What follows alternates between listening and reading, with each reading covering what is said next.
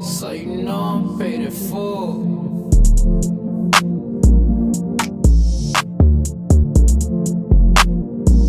Hey, what's going on? It's another episode of the Teel podcast, and like always, I have another great guest, Colleen Woods. How you doing? Good. How are you? Miss Norns, as I remember. Right.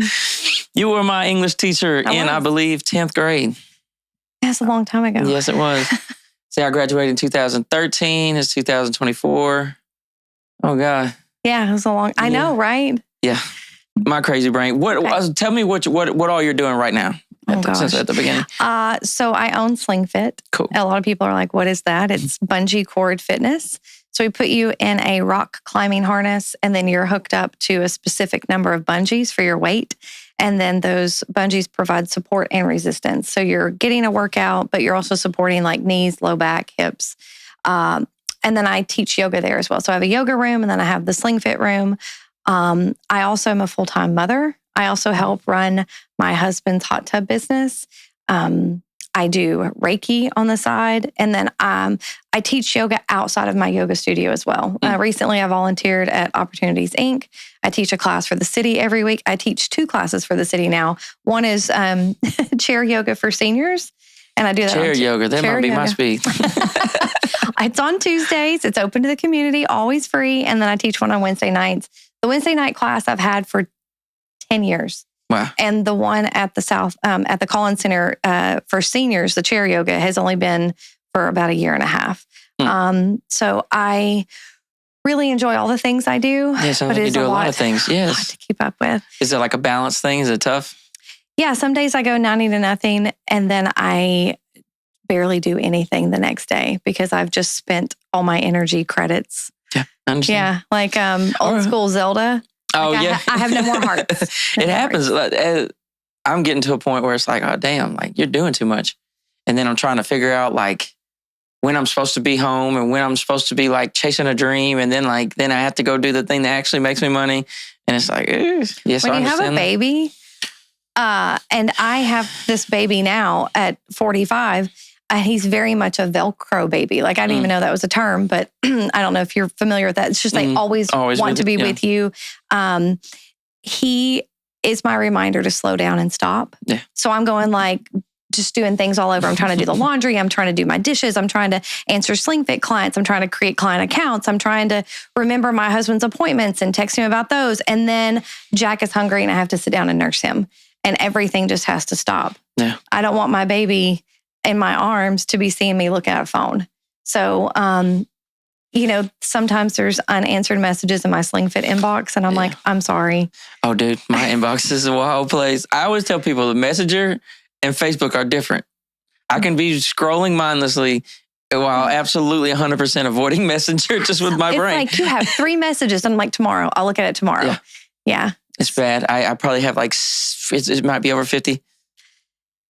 And I feel bad because sometimes I'll message people to have them on a podcast and like they won't reply and they're obviously probably busy or busier than me. And I have to remind that because they may not see it or they may leave me on red because I leave people on red. And then I'm just like, that's karma or something. But yeah. That's my digital Post-it note. To leave people on red is like, I'm going to go back and address that when I have time. And then I get so many messages and they just get buried way at the bottom. And I'm like, 3 unread messages, and I'm like, I have to scroll for once I have to scroll down, you're in trouble.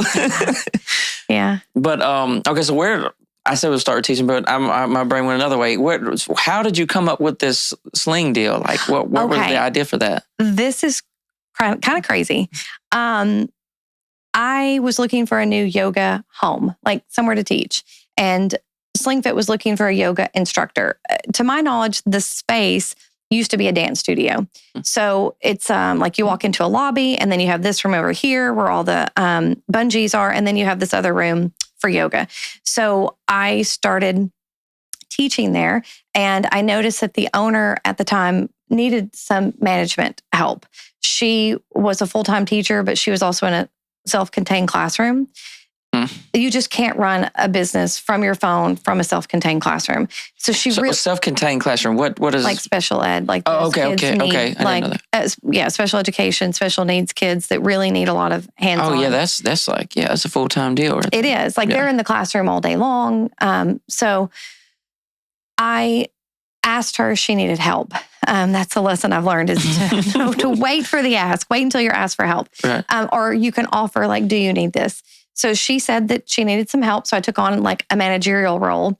But when I was hired, I was told the business was new and what was I going to charge per class? And I agreed to teach for free for a month to help build up the business and the classes and all of that. After a month, I realized that there was really no money to pay instructors.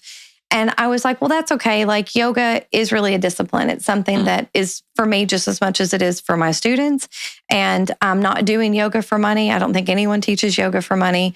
So I'm just going to keep doing this. I'm sure there's somebody out there teaching yoga for money. There's some scumbag talking about some bend it over like this. Right. Like this. There are. You see memes, you know, like. It has to be.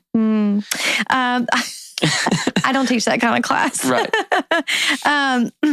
So she, after a couple of months, she was telling me she was going to have to close the doors. And I was like, when? She's like, oh, like Friday. This was like on a Wednesday. People had just started coming to my class. Like I was starting to have like regulars. And I was like, wait. So me and another instructor, a bungee instructor, ended up paying the electric bill. So it's actually two different suites. I paid it for the yoga side. She paid it for the bungee side. So we were paying out of pocket to keep the doors open. Eventually, she came to me and said, I really think I need to sell. And I said, I'll help you find a buyer. And then she came to me and said, I think it's time. I need to step down. I'm just going to give it to you.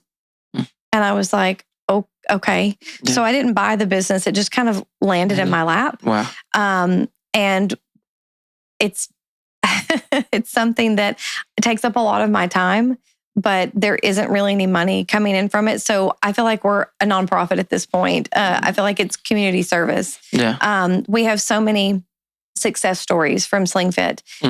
We have a student who is on a walker and comes in and does the class, like in the bungee, because it provides that support that she needs. Yeah, it probably takes off some of the weight. Yeah, that's cool. And then we have someone that's got MS. And her range of motion and mobility has drastically improved since she's been doing Sling Fit. We have people that have had total knee replacements that have never been able to be as active as they are because of the bungee. And so it's really rewarding to hear these stories from our clients when no one there is making any money. But it's trade, right? Like all of our instructors are getting to work out for free. Right. Which is a great deal if you're in the exercise world and you're exercising, to not have that cost of a monthly gym membership. But it's truly a place of community and support. Out of like 6 instructors, there's no drama. There's nothing crazy that goes on. Everybody is so supportive. Everybody is so compassionate and caring. And it takes all of us to make it work. And I don't run this like a boss. I run it like a co-op almost. Like, hey, you guys are just as much what makes Sling Fit. It's not me. It's not like my baby. It's our baby.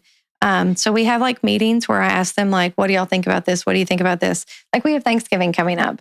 I was like, hey, does anybody want to teach on Thanksgiving? Like, I don't want to just close the gym if somebody wants to work out or offer a class. So there's a lot of discussion that goes on instead of me like delegating. Can you imagine eating a turkey and then jumping? Goodness gracious. Yeah, no, absolutely not. Not the way I eat on Thanksgiving. I'm gonna break a bungee cord. Right. Some people are fanatic about their exercise. Yeah, though. For sure. They want to like go get their exercise so that they can How cheat. Extreme can it get? Like, can it get like tough? I mean, absolutely. Yeah. I tell people you might do 150 squats in a class. You might do 75 jumping jacks. If you add in weights to that for your hands, because it's largely a lower body exercise. Once you bump up from level 1 to level 2, you get into like fly moves where you're actually like running, jumping, doing like crazy turns. It looks pretty intimidating. It sounds fun. It's so much fun. I think I would try to get Whitney to come try it with me. You should. Maybe find a babysitter. You should. First class is free. Yeah. Oh yeah. I'm going to go jump. Can you do a flip? Yeah. Man. Sure you can. Yeah. I've done a handstand and like jumped up and wrapped my feet around the bungees. Oh wow. Yeah, it's pretty fun. I like it. I like extreme stuff. Like that's for like running insane distances or like doing things that are like, I don't know, something about it like being really, really challenging that I like that shit. Me too. Because I'm into like ice baths too and like and like the sauna. I don't know, like that suffering just do something in my head like I'm tough. I don't know, it just makes me feel good. There's some psychology behind that. Oh, definitely. Yeah. About like how it can add to longevity. You talked about the sauna and the ice bath. I watched Limitless. Have you, not the movie, but the series? It's on Disney Plus. It's Chris Hemsworth's show. Yeah, I know what it is, but no, I didn't see that. Okay, so I haven't seen all of the episodes, but season 1, episode 2 talks about sauna and cold plunges. So I actually have a sauna at my house. It's random. It's weird. I came across it in an odd way. Basically, someone was selling a sauna for a quarter of what they bought it for, and they'd only used it like 3 times. Comes from Canada. It sits on its side. It looks like a wine barrel. It can fit like 5 people in it. It can be dry heat or hot heat. I usually sit in there at like 175 degrees. And then I bought a stock tank pool and added a filter to it. And I do my cold plunges. So cold plunges for me aren't like 32 degrees, like freezing temperatures. I do like 50. Yeah, this is like, I think. Because I was doing my studies have shown that like the dudes that get in there like 32 degrees, like it's not doing nothing extra for you. Right. Well, and if you're at the sauna at 165 or 75 degrees and you're jumping in water that's 63 degrees or 50 degrees, you're still having like over 100 degree temperature drop. Yeah. It's still doing all the things for your body that, like you said, like 32 degrees. Except I use a trash can. Okay, I saw that. Yes, it is awesome. It's just I live on a farm.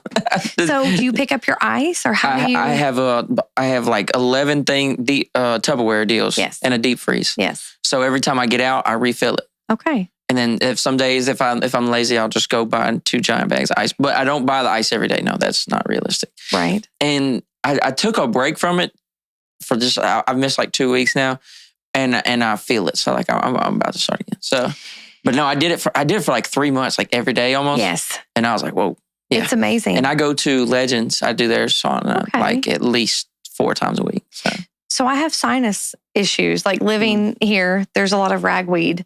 And I'd get sick like 3 times a year. I thought it was from when I was a teacher, like being around all the kids. Kids, right. So I went to an allergist. I had that little prick test that they do where they stick you like 100 times. And they're like, you're allergic to grass and trees. I was like, awesome. I live in the natural state. So. Well, I would be doomed. I would be destroyed. Right. Oh, it's terrible. When I did the sauna every single day for a year and a half, I didn't get sick one time. And it's so powerful to me. How long do you sit in there typically? My preference is like an hour to an hour and a half. God, that's so long. It is. But it's like 195 at. Oh, I turn it down to like 160. But you can't turn it down at Legends. It's like, dude, I'll go in there some days. I went another day and it was 210. No. And I did it for like 10 minutes. And I was like, Negative. no, I'm out. If it was like in the 150s range, I think I could sit longer. But I only sit in that, it'd be like 195. I'm in there for 20 minutes. And it's like, I feel like I did something. I feel like you're dying. Yes. Well, that's the thing is that I'll coach people to sit in the sauna with me. Like if you came, we get in there and I'd tell you that you can open the door whenever you want. And I have like a 15-minute sand timer that's on the wall. I call it my water timer. Every time we see it that it's empty, you flip it around and we take a drink of water. When I start seeing you cut eyes at the door, I know that your fight or flight is kicking in. Because it happens. And you want to get out. Every time. It never goes away. Like you don't just get better at it. It's like, at least for me, like I don't get better at it. I still look at the door and I'm like, dude, just walk out or you'll feel better. Right. I'm like, oh, just a few more minutes, a few more minutes. So I now, I've like broken down the stages of sweating in the sauna. So you have like it's getting hot in here. And then you start to glisten. And then you have like what I call the drippy sweats. I'm looking for the drippy sweat. So I try to sit in there without cracking the door at like 175 degrees until I have the drippy sweats. And if I get too hot, instead of sitting up, I lay down because heat rises. So it's going to definitely be cooler. Yeah, you can go creep down in the corner at Legends. There's a little corner that I learned I can go sit in the corner and it's like 30 degrees difference. Hell yeah. It's like a little bitty deal over and it's the far side. But I normally sit up so you can like stack the benches. And I sit like, here's the heater. I sit up beside like the heater. So that's just going. Yeah. And so like I'm cooking. Right. Yeah, you are. But there's times where I'm like, I need to go to the corner. So I'll be in the corner sweating, but like not near as bad. It made me feel, but that'll give me another 5 minutes. So even if I go sit in the corner for like 2 minutes, I'll be like, all right, I'm good. I just go back over there. In the corner. Yeah. Go to the corner. For sure. So I try to stay in there. So if you were in there with me and you were cutting eyes at the door, I'd be like, give me 5 more minutes. Let's just see if we can go 5 more minutes. Yeah. And then the cold plunge, which is like right outside the door. So it's so quick having that temperature drop. Yeah, I have to go home. I go all the way home from the gym and stuff.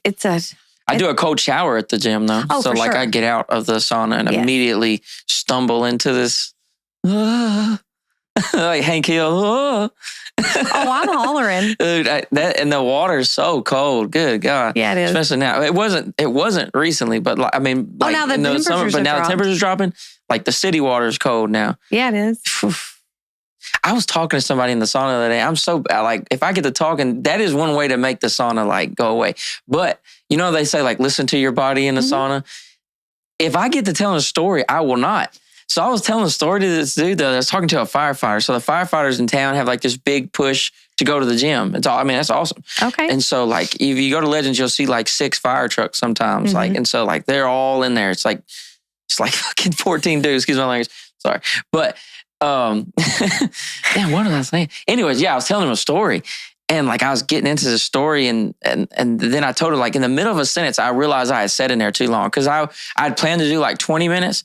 And like, so I was telling a story. I picked up my phone and said like 28. And it was like, there's like 6 guys in here and it's like almost 200 degrees. I was like, I'll holler at you later. And just got up and got out. and I felt dizzy in the shower. And I was like, oh yeah, dude, you got to chill. If you don't hydrate properly, that will sneak up on you so fast. It's not good. No. Yeah, definitely need need a couple to times. Yeah, I need to. I get into the. Sometimes I hydrate really well. And sometimes I don't. Sometimes I'm like on it. Do you have one of those like big, obnoxious like jugs? No. I drink these. Gatorade's only got one thing I'll drink. It's called a G Fit. Okay. And it tastes like shit, so I know that it's got to be decent. Like, because you know what I mean? If it tasted better, I know they was like finessing me with a bunch of stuff I don't need. So like, there's no coloring in it. Like, and it's like, it's got sea salt, like watermelon juice and stuff. It's called G Fit. Okay. And it's got packed with like electrolytes and stuff. And now I'll just dome those. And so, and I drink a ton of water. Like I don't drink soda or nothing of that no more. Yeah, I don't either.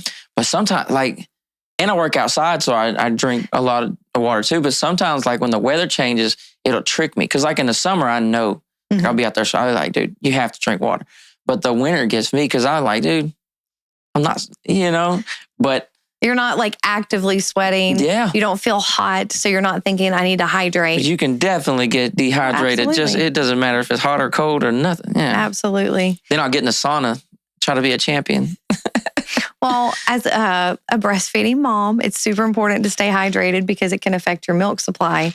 So I do those liquid IVs, sugar-free, because I'm drinking them all the time. But yeah, that's the thing is that if I get in the sauna, I have to plan the day before because that's when you should hydrate is the day before your physical activity. They used to tell us that in the military. Yep.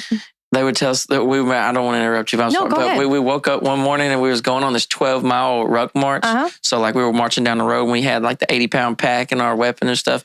And everybody was like drinking their water and stuff. And the drill sergeants were like, it's too late. It's too late. If you're drinking water this morning, you're already fucked up. Yep. All of that. Yep. Because, I have been a hot yoga teacher. And so people would come in that room and they would just be sucking down the water. I'm like, that's not when you should be drinking. So hot drinking. yoga, that's just what it sounds like, huh? It's just, you just turn the temperature up and do yoga. Yep. Yep. I feel like I'm not flexible at all. I feel like yoga would like whoop me. Like I can't touch my toes. There's a lot of weird stuff happening. But like I'm in shape. Like I'm athletic as hell. Oh, but yoga will make you... No, you'll be like, I think I'm in shape. And then you come to a yoga class, you'll be like, I don't know what just happened. Yeah. Crazy. I couldn't touch my toes when I first started teaching yoga. And that is something that I often hear. So I'm a seamstress and I'll hear people say, oh, I can't even sew on a button. Or I'll be like, I teach yoga. And they're like, I can't even touch my toes. I tell them that touching your toes is not a prerequisite for coming.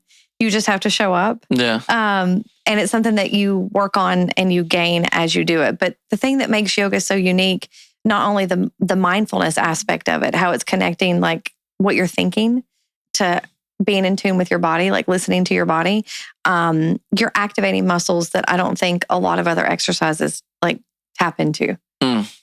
So like, it doesn't matter if I played 3 hours of basketball, or like today I played like 2.5 hours of basketball straight. There's some, I can go to yoga and stretch something that ain't You'd be stretch. like, what?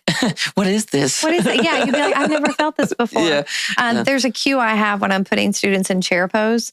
So once I get them in the pose, I'll be like, and drop your tailbone. And you'll hear like people be like, ooh, like, what is that? I'm like, yeah, you might not even have known that muscle existed, but. What is like isn't yoga, is it like it has some type of spiritual aspect to it. Where did it come from? Is it like a Eastern thing? Ooh, so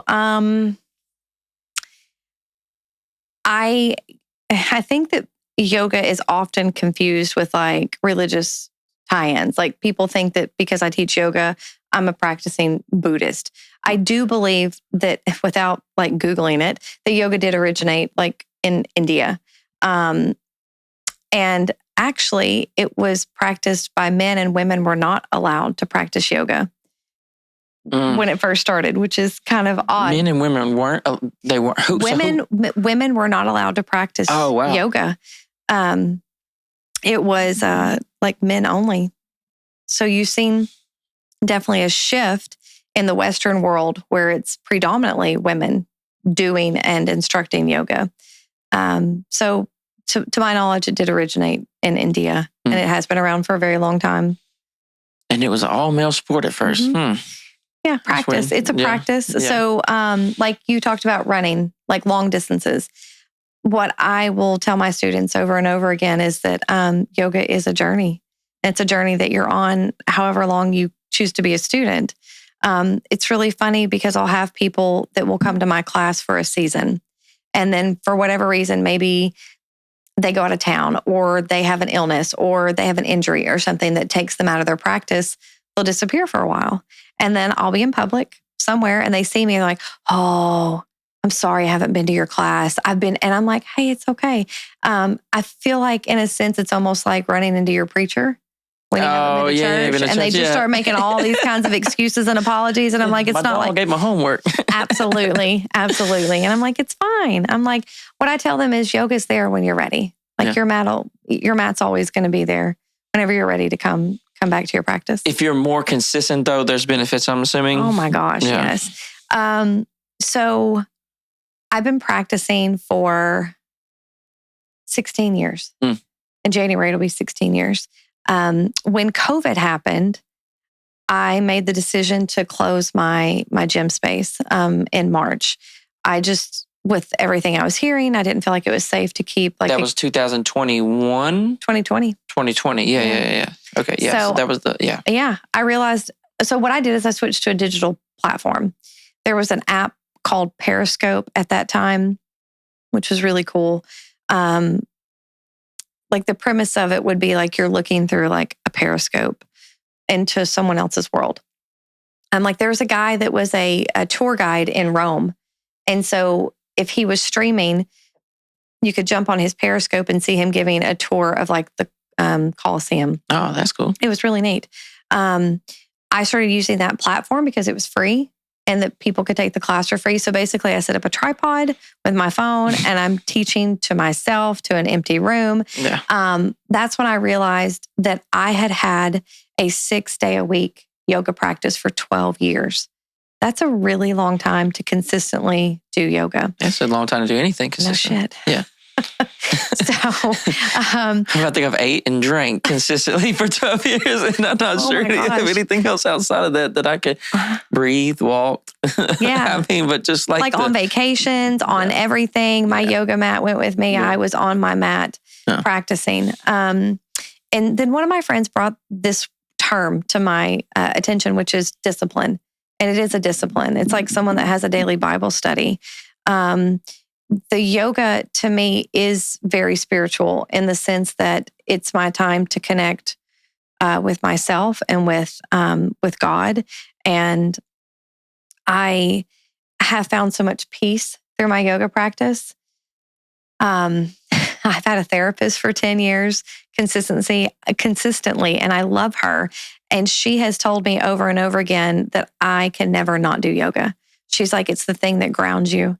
I've often described it as my stake in the ground during a storm. So I don't know if you saw the old school Twister. I don't know if you saw the new Twister that came out. Well, the old school one, there's a scene where they like have to like basically tie themselves to this pipe that like runs down on the ground because a Twister is coming right for them. And that's what like your stake in the ground is. It's the thing that you can drive into the ground and hold on to when there's a tornado happening around you. And for a lot of people, that makes sense. That is prayer. That's their faith. I'm sorry, my brain is like wanting to go a million different directions. Oh, that's it. Yeah, that's how I am in here every night when I do these. Being in the buckle of the Bible Belt and being in a town that has, I think someone gave me the number, like 364 registered churches, I often get confronted with like the religious aspect and yoga being a practice. And is it religion? And are you worshiping like gods? The devil. 100%. I'm not even kidding. Doing that damn yoga, that's the devil. I've heard it. I've heard it all. So I don't want to be disrespectful to people that have a strong belief in God. And I don't want them to think that like yoga is replacing that, because it's not. I feel like it's a complement. And for me, it has saved me a lot of times in the sense that I do suffer from depression and anxiety. And I think that there's a common misconception that yoga teachers are super zen and we're calm like all the time. I tell my students, like, I come to yoga so I don't go to jail. Like, I come to yoga so I don't yell at my kid or my husband. It's definitely just as much for me as it is for my students. And I think that in a sense that it's one of the things that I do, that the energy that's happening is a mutual exchange. Like, I'm giving my students energy and filling their cup. They're giving me energy and filling my cup. We both leave the class feeling fulfilled. Right. I don't know if I've answered your question or not. I don't even remember my question, dude. If you asked me what was my last question, I could not tell you. So when you said something about a tornado, though, for just a second, let me segue into this is what happened in my head. I'll just be realistic with you. You said a tornado. I was thinking about, why did they put us in the hallway? Like that tornado was going to go around us at school. 100%. It's because of the windows. They put you on the hallway because of the windows and the glass breaking. In the classroom, okay. Yeah, so they didn't want you under the desk. We all went to the hallway and got in the kneeling position, child's pose, with your hands over your head. Absolutely. It was cold. The floor was cold. If you're a girl, you're like, crap, I shouldn't have worn a skirt today. Yeah. I saw a meme the other day where it was a tornado. It was these two tornadoes that were coming out of school. And they said, no, we got to turn. They're in the hallway. I mean, yeah. Sorry. Yeah. No, stop, drop, and roll. Yeah, that's we do the best we can with what we have, and at the time, that was their best. Yeah, get in the hallway. Do they still do that? I don't know. I wonder what the updated tornado policy. I would like to know that. I'm curious. I want to like text some of my teachers' friends. Yeah. Sorry, that's no. You're back no apology. There's definitely like a spiritual aspect to it, right? Do you add like meditation like to it or something, or do you think it is just the fact that you get so into it that? Because I think that once you get in, there's lots of things that you can do that kind of put you into a meditative state. For me, it's like if something that I can do like repetitive that doesn't require like much thought, that can put me into like a deep think, like almost like a meditation. Like on a lawnmower, I had to mow a lot. I have mow this property and I mow this property and mow another property. And like, so when I'm on the lawnmower, I like almost like meditate. Is it something, I know that's different, but something like where you get just so into what you're doing, you kind of are able to like be real with yourself or get into like that state. So, yes. When I come to my mat, I know this might sound weird, but when I step on my mat to begin a class, I'm not like calling of the world. I'm like yoga calling. I feel like active activated in a sense. Yeah. So it allows me to turn off like everything else and actually have like a yoga voice. Like most teachers have like their yoga voice. Yeah. So this is me just like talking to you, but if I got on my mat, I'd be like, so we're going to start by creating a mantra or an affirmation statement. And I'd like for this statement to be something that's positive and encouraging. Maybe there's something that's been on your mind. If you want to offer a prayer for someone, you can. Examples of mantras could be let go, move forward. An affirmation is something that starts with I am, like I am worthy, I am enough, I am loved. And then I give them a few moments to come up with whatever self-love message that I'm going to ask them and remind them to repeat to themselves throughout the practice. And then I have the intention setting. So I'll say we're letting go of expectations and judgments that we often make of ourselves and of others. And instead we're inviting into our heart and mind an openness and joy and happiness and positivity. And we're trying to let go of things that feel heavy and things that no longer serve us. So that intention setting comes at the very beginning of class. So I feel like not only am I activated, I'm asking students to create this protected space where the outside world stays outside and they get to focus on them, their breath, their heartbeat, the silent conversation that is happening between their body and their mind. Just like you said in the sauna, that your body was telling you, hey, you're hot and you need to get out. Right. But your brain like trumped that and was like, hey, no, we're going to sit here. We're going to keep having this conversation because like I have a goal and I'm trying to get to the end of the story and I really want to finish this. That is like a separation of the body and the mind. Right. They're no longer like communicating or working in synchronicity with each other. That's when you mess up. And that's where he fucked up. Yeah. So I think that it brings people peace, maybe for the first time in their day, or maybe since the last time they've been on their mat. So the meditation is kind of throughout your practice. Oftentimes our brains like run away and they think about things outside of what's going on the right here, right now. And that's not calling you out, right? Not me. So the mantra that is often used, and I set for every single class, is be here now, like in this moment, not 5 minutes from now, not what happened right before we got here. That is a good thing to do because a lot of us don't live in the present. We're always worried about either something that's happened already or what's about to happen. It's incredibly hard to be here now, right here. We got all this shit in our face all the time. We got the phones and that's like, I could fight the phone. Like that's not me, my worst enemy. Like, but it's like, I have to run all these, I have to do all this business. And it's like, that's taken away from like the actual moment. It'd be embarrassing, I think, at the end of our lives if we got to like go back and see all the moments we were just like a zombie looking at shit. Oh, absolutely. It would be really embarrassing, I think. So you asked me two things. So one thing while you were talking is you have kids and I have kids, and babies and young children really force you to be present.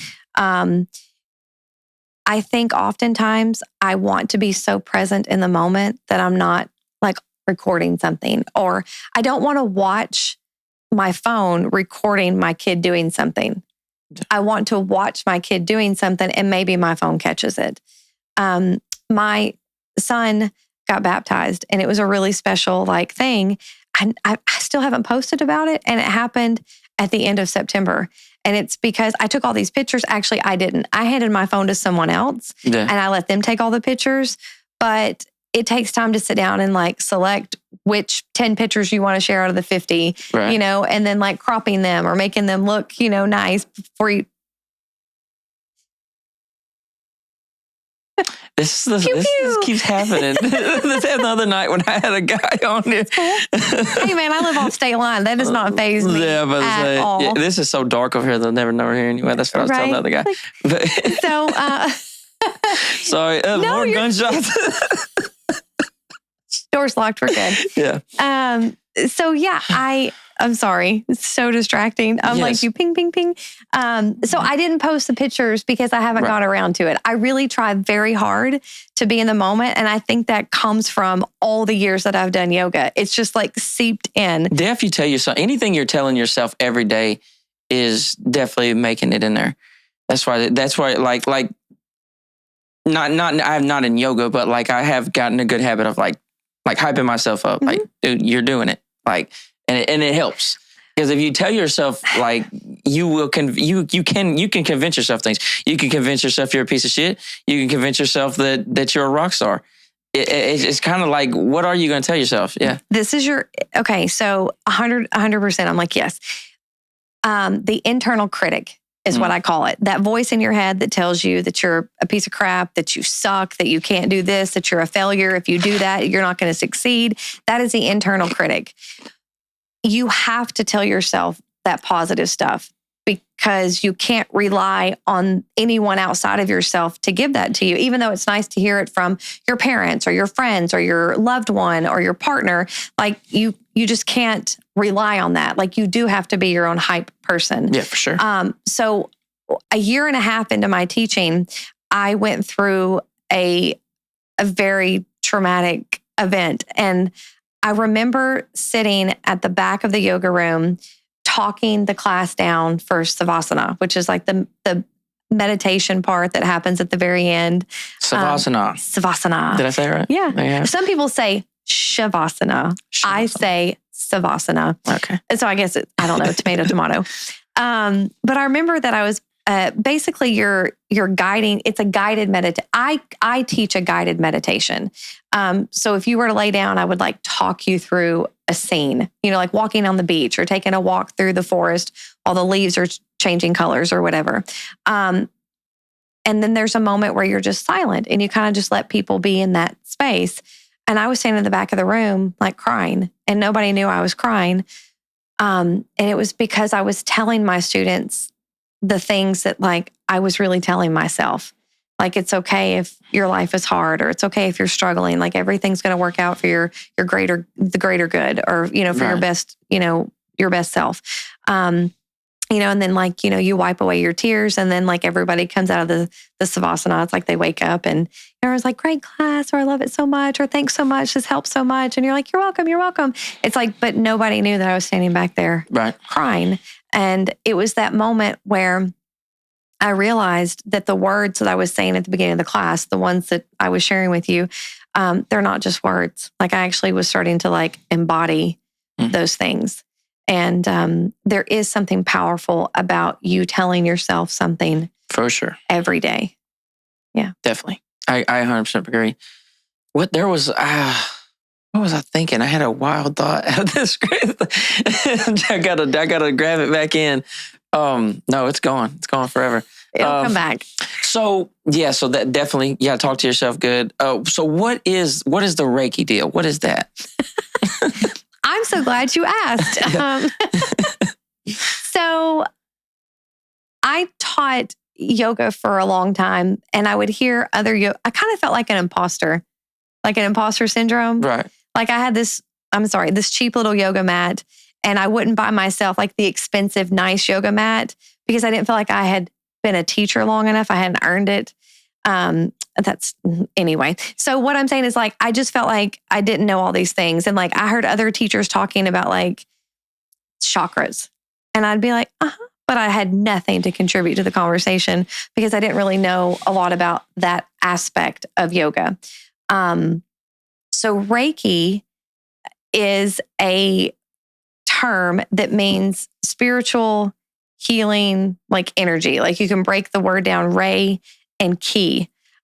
Ki is also called Chi. Chi, okay, I've heard, okay. Which in yoga, we call it there's the yamas, so there's the pranayama, which is the breath, and Chi is tied into the breath. And you'll hear that when people talk about Tai Chi, like how they move, like their center of their energy and how they're moving all that around. So yoga ties into energy and energy work. And so that yoga was like the gateway drug to Reiki. When 2020 happened, my description or analogy of that is it was almost like a snow globe was shaken up. Like everybody just, no one. Yeah, COVID was trash. Gosh, it was crazy to be watching TV and think, oh my gosh, I could get sick and die. Right. My parents could get sick and die. Someone I know could get sick and die. That's all you were hearing was that we were going to die.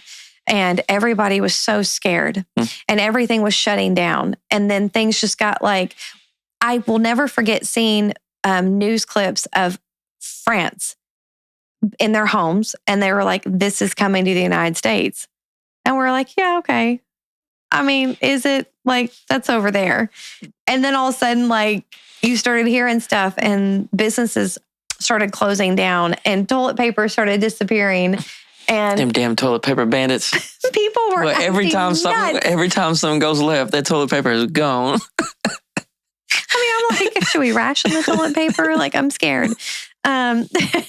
So my assessment was that people that have been in therapy or people that have been doing their work, they were handling things better than people that weren't. And I got into a discussion with a friend of mine who's also a yoga teacher, certified massage therapist, and she's a Reike master. So that term Reike master gets thrown around a lot. I am a Reiki practitioner, or I'll say a Reiki energy healer. So anyway, she and I got into a conversation about what is Reiki. I'm very interested in kind of going down this path of energy healing. I want to know more about this. And she's like, oh, okay, well, if we can get a couple of people interested, I'll do like a little training. And so I didn't know anything about it really. I'd heard the term thrown around. And my layman explanation is it's like an energetic car wash. So think about car wash. Yeah. So think about your body being a car, and you go on a road trip at night. What car am I? Hold on. I am like a old Ford Bronco. There we go. Like O.J. Simpson style. I have a Bronco. Oh, is it like 74? Okay, yeah. Yeah, it's not a new Bronco. I'm like, those aren't real Broncos. No, I don't. That's not what I was thinking. Yeah, I was thinking one of the old ones. So, my bad. Sorry. No, you're good. You're good. Okay, so you're a Bronco, and you're driving at night, and you get like all those bug splatters like all over your windshield. You'd probably take your car to the car wash, right? So you could see through your windshield. When we interact with other people, like our interaction right now, there is an energy exchange that's happening. I'm trying. Okay, look, I have my note cards. Oh no, you good. This is so multifaceted. All right, so going back, I know I'm jumping around. I'm sorry. No, you're good. So do you know anything about like the chakras? Have you heard chakras? Have you heard that term? This is going to sound funny, but there's a show. The Last Airbender. Yes. The animated The Last Airbender. Okay. That's one of my favorite shows in the whole, that is like one of the greatest shows, just a cartoon. Oh no, this is what I'm talking about. So Aang is having a discussion with the guy from the other temple, the older guy. And he's telling him that your chakras are like a fountain. Okay. The water is flowing from here to the different tiers. Okay. Right. And if one of those tiers that's flowing to the lower level gets clogged. Oh, it won't make it out. And the water becomes stagnant. Right. And stagnant water grows gross, yucky stuff in it. Yeah. Okay. So there are 7 basic chakras. You have your crown, your third eye, your throat, your heart, your solar plexus, your sacral, and your root. They are all assigned a color and a frequency. So the color is red, orange, yellow, green, blue, indigo, and violet or white. That's Roy G. Biv. If you remember that from school. Yeah. So it's the color spectrum, which is very interesting. And all of the chakras are tied to different systems in the body. This is so interesting to me. The third eye is called the seat of your intuition, and it sits right in front of your pineal gland. I've heard of that. So your pineal gland, if you were to take the brain and cut off like the front part of the brain and expose the pineal gland like you were to cut it in half. That sounds painful. I know, right? This would, of course, be like, post life. it's supposed to look like the eye of Horus, the Egyptian. Oh yeah, the symbol. Like eye. Yeah. Yes. Okay. Okay. I've seen that. I know I'm jumping around again, but stay with me. Ghostbusters, the original Ghostbusters. Right. At the very beginning, they're doing an experiment in a basement, and Bill Murray's character comes down, and oh gosh, the nerdy guy. I can't think. Words are hard. So he's doing an experiment with the guy behind the glass, and he's got like a notebook or a folder, and he's holding up, the Ghostbusters holding up a card, and he's like star or square, whatever it is. He's having him guess between two different things. Okay, pink and green. Right. And the guy is guessing randomly, but every time he gets it right, I think there's a bell that goes off, but when he gets it wrong, there's like he's shocked. Okay, yeah. So the CIA has actually declassified that doing these, okay, so a little homework for you. Doing these exercises strengthen your pineal gland like a muscle, and it makes your intuition stronger. So if you were to set up a folder, okay, and you had your wife hold up a card behind the folder that you couldn't see, and it needs to be two very different colors. Like I probably wouldn't do orange and pink. They're kind of similar. Yeah. Probably do pink and green. And I would say, which one am I holding up? And you would just randomly guess. Just guess. 10 times. She would do it 10 times and she would just record it. And you would do it every day. And by the 5th day, you're probably going to increase your percentage of what you are getting. That seems to go against like probability, right? I mean, probability would say that your chances would be the same if it's completely random every time, huh? So that's interesting. It is interesting. Yeah. So Reiki, third eye, seat of your intuition. Okay. So going back to the last airbender, your chakras can get blocked. So the energy flow is clogged or it's low. And you have external energy and you have internal energy. So imagine yourself like the boy in the bubble. Like you're in the bubble and your space is like maybe as far as your hand can reach forward and as far as your hand can reach out and above you. Let's just say you and me are having an interaction and the interaction is elevated, right? It's positive. It's reciprocal. Everything is vibing. Then the bubble itself, it's like there's an energy wave that's like tracking, right? Mm-hmm. When your energy or your frequency is going fast, your vibration and your frequency are higher. So you are less likely for like illness and sickness and for like these low vibe feelings. Do you remember the little game that you'd put on the like mats and they were like Velcro and you'd throw the ball and it was fuzzy and you'd like catch them? Yeah. My kids have that. Okay. So if your stuff is going like this and someone were to throw a ball at your bubble, if it's going like this, it's probably just going to bounce off of it. Okay, that makes sense. Your energy interaction is low vibe. Like this person is like... I'm low vibing right now. I'm playing. Your person is like maybe talking about something sad or depressing, or maybe they're like those succubus people that like they're always low vibe. Like they're always complaining about something. They're never positive. It's always like something is terrible and it's wrong. Okay, so these people, you don't want to answer their call. You don't want to like talk to them. Okay, so their energy is like way low. So if I were going to draw it, the line would be like real spread out, right? They're going to catch more of those balls because they're not bouncing off. Right? Because their stuff isn't going like this. Their stuff is like stagnant. Yeah. Okay. So imagine yourself, your body being like a castle and your exterior energy bubble line or boundary is like a moat around the castle. Okay. So it's your first line of defense. Right. Against mine got gators in it. Absolutely. You got to put the drawbridge down to let people in. So that bubble, like the car windshield, can get like bug splatters on it from these negative energetic interactions.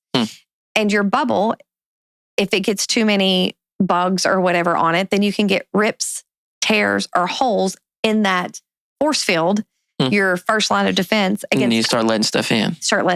Gotcha. And then that stuff comes in and it attaches to your chakras, which is your internal energy center.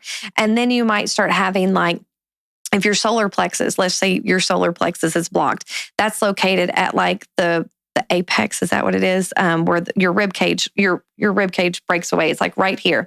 So it's attached to like your stomach and digestion. And like, so if you're having a lot of acid reflux or like stomach stuff, then maybe your solar plex has some blocked energy. If you've got thyroid issues or stuff going on with like your lymph nodes, and maybe it's your throat chakra that's blocked. There's just a lot of... so like natural healing by... Yeah, gotcha. I know it's woo-woo. Like I will classify it as a woo-woo all day long. And well, here's what I think. Here's what I think. I think that there's a lot of things that we don't understand. And I think that our society but anyways, I think our society has gotten used to our answers just being things like, oh, this is your issue. Here's a pill for you. 100%. Or this is, well, I feel like shit every day. Oh, well, you don't eat good. So, or something like that. So it's like, I think, I don't think it is all that wild to think that there are like deeper things at work and that you could get sick just from like, I think you could get sick from being an asshole, apparently. Oh, 100%. 100%, because that low vibe energy. Okay. So you do like music. That's why, right. Okay. Your body is like a radio tower putting out a frequency all the time. It's like boop, bloop, boop, bloop, boop, bloop. And when you meet somebody and you vibe with them immediately, y'all are on a similar or like frequency. When you interact with somebody that you're not on a frequency with, you hear static. I know you know what I'm talking about. You've met those people 100%. And you're just like, you can almost feel it like... There's a guy at the gym today. I played basketball today. And we played 3 games before he got on and everything was peaceful. And it's happened the past couple of times he showed up. And he's just like a stick in the mud. Like he wants to argue about the calls. Energy. And it ruins the games. Like we were in a group chat after the deal. Like, damn, like, do we need to stop telling him to show up or something? Like it's like, it's not fun when he plays. I know. So I was like, yeah, that's what I think when you say, it's like. Bring some sage. Yeah. Sage him. This is Texarkana Community College. I mean, there's sage in this. Smudge him. Yeah. Just be like, dude, you need a smudge bath. But no, I get it. I definitely. And then that makes a lot of sense because I meet people all the time and I'm just like this is my boy, or me and her think similar. This is easy, and it's like podcasting, especially like if the like you say, if the frequency or whatever it is right, like it's easy. Like you don't think about it. And like some of these are challenging sometimes. Most of them aren't because I feel like I'm picking people that'll be like, I know we're going to be on a similar page. You know what I'm saying? So then it's easy, but you do, I run into it and then like, okay, we're going to talk for an hour and maybe not be on the same vibe. That's challenging. Tough. Yes, that's definitely tough. So when I have people that like raise their eyebrow at this about energy or energy exchange, I'm like, okay, but you can't deny that like if I rub my hands together like this and then I come real close to you and I hold my hand above your hand, but I don't touch you, you can feel that. What you're feeling is energy. My other example is if I'm at the sink and I'm doing dishes and the water's on and I can't really hear other things that are in the house and I feel like someone is behind me. Maybe I didn't hear my husband come in the door and I turn around and he's there. I'm feeling his energy. Oh yeah, that's like the one you can feel someone's looking at you? That's called predatory gaze and it is 100% a thing. Yeah. When someone is staring at you and you turn around and then you see somebody, that's their energy. Yeah. And so I've had people ask me like, okay, so another thing I've explained is like, imagine a spiral that's like coming down, right? So your energy is being lowered. Your frequency is being lowered. Things that do that are like depression, anxiety, negative self-talk, self-loathing, just being an asshole, right? Yeah. Okay, so then you have your spiral that goes up and that's like positivity, gratitude, joy. It's focusing on what I have, not what I don't have. It's ending your day with gratitude. What went right today, not what went wrong today. So it is all about your mindset. And of course, then that kind of ties into yoga. So you can see how they're kind of like related in a way. So definitely it helps people process. Okay, so people are like, well, where did Reiki come from? Or how do you do Reiki?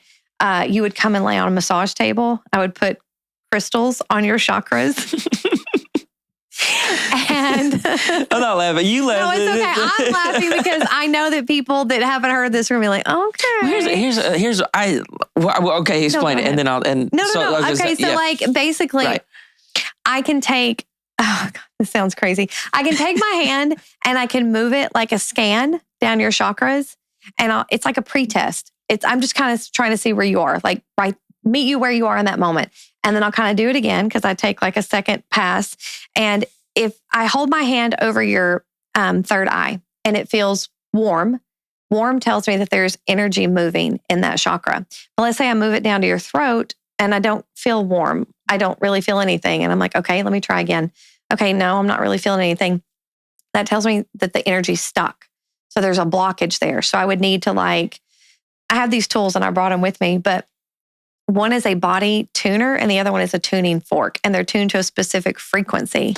Is it like the 430 or whatever? 432 hertz is often the term that's, yeah. Okay. So like music. Heard that before. Mm-hmm. So when you talked about the lawnmower and how you get into this meditative state, that lawnmower has like a frequency that it runs on, like it's a hum almost, right? Yeah. And there's a vibration because you're sitting on it and your body is slightly vibrating.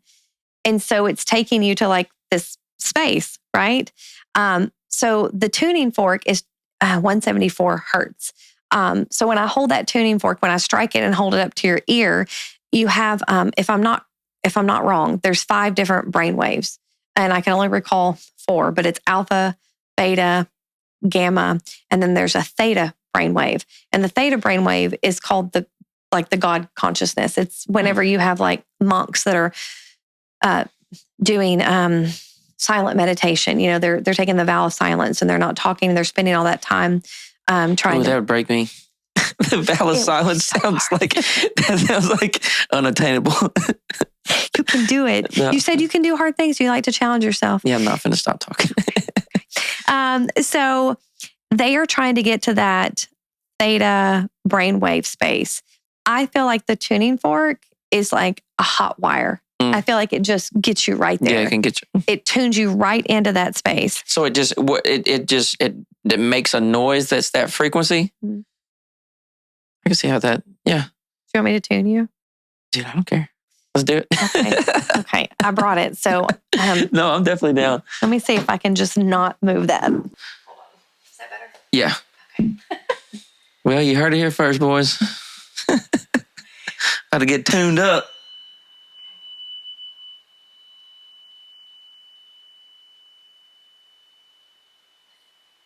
I feel like the appropriate response is to close your eyes. Yeah, I do too. Listen to your body.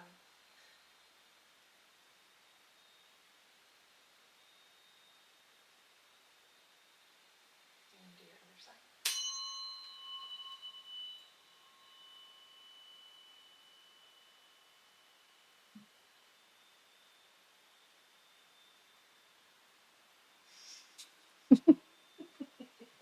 I'm just so goofy. Yeah. So what is it? What was it? What is the intended effect there? Okay, so our brains are very busy, and it's supposed to kind of like take all of this and like bring it down to like right here and like focus that and help you get to that meditative state. So this is the tuning fork, and I would say that this is something that would work with the external energy field, right? Like tuning all your chakras here. And so if that bubble is like low, then the tuning fork is making that frequency, that wave. So this is a body tuner, and it's 136 ohm hertz. And I'm going to touch this to your crown, which is right here. Okay. So this would be the internal. Freaky. Yeah. Feel my stomach. Right? I'm also going to do your third eye.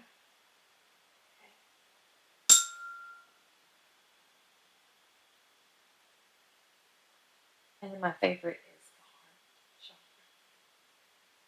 And of course, I would do this longer. I'd wait for the vibration to stop. And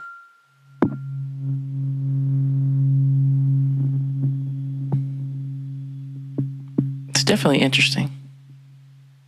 Not every Reiki practitioner uses the tools. My Reiki master does. And so because I took that training from her, I really liked how they made me feel when I was being worked on myself. Mhm. And I thought that, if I enjoy that, then maybe the clients on the table would enjoy it. Yeah. That felt like some woosah. Well, how do you feel? Yeah. I felt like it did something. The head thing was strange. I felt it in my stomach. Mm-hmm. And then that felt, I don't know, it feels nice. Yeah. I don't know, it feels calming. Yeah. Absolutely. Usually when people are standing and I do it on their heart, they almost always like sway back. Oh, wow. Which is kind of interesting. Yeah.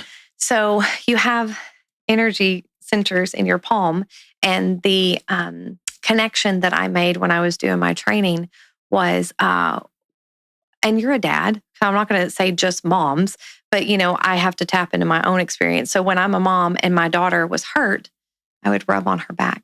And that's the opposite of where her heart chakra is located.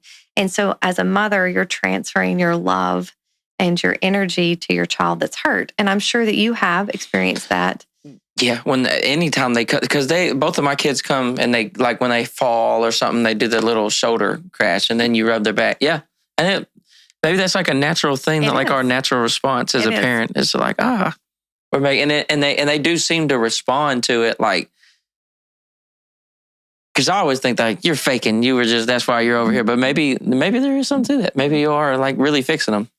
You are. That'd be cool. Yeah. Let me get this set. Yeah, I'm sorry. My bad. I messed it all up. No, you get my editing brain. It's like, perfect. Cool. No, that was crazy. But no, I definitely, dude, I think people think they know way more than what we know about like everything. Mm-hmm. And I think that the big science push in a way is cool because we know so much about so many things. But I still think that there's things out there that we don't understand. And I think that you can't just say things like there is no energy or whatever, or things like that. How could you know? Like, and I don't know. One thing I've thought about a lot and what I've heard other people talk about is that how we've developed over time. Obviously, we've adapted and evolved and stuff over time. If there may have been some form of human that their senses were different. So like taking in, because we normally talk about like our five senses, that's how we're interpreting like reality, And so I think that 100%, there could be something that maybe we haven't tapped into yet, maybe we haven't evolved into yet, or maybe it's something that we originally had. Like maybe cavemen could speak to each other in a way where it made sense. So they didn't have no words, but they could say, hey, go put wood on the fire, dude. Like it's cold. You know what I'm saying?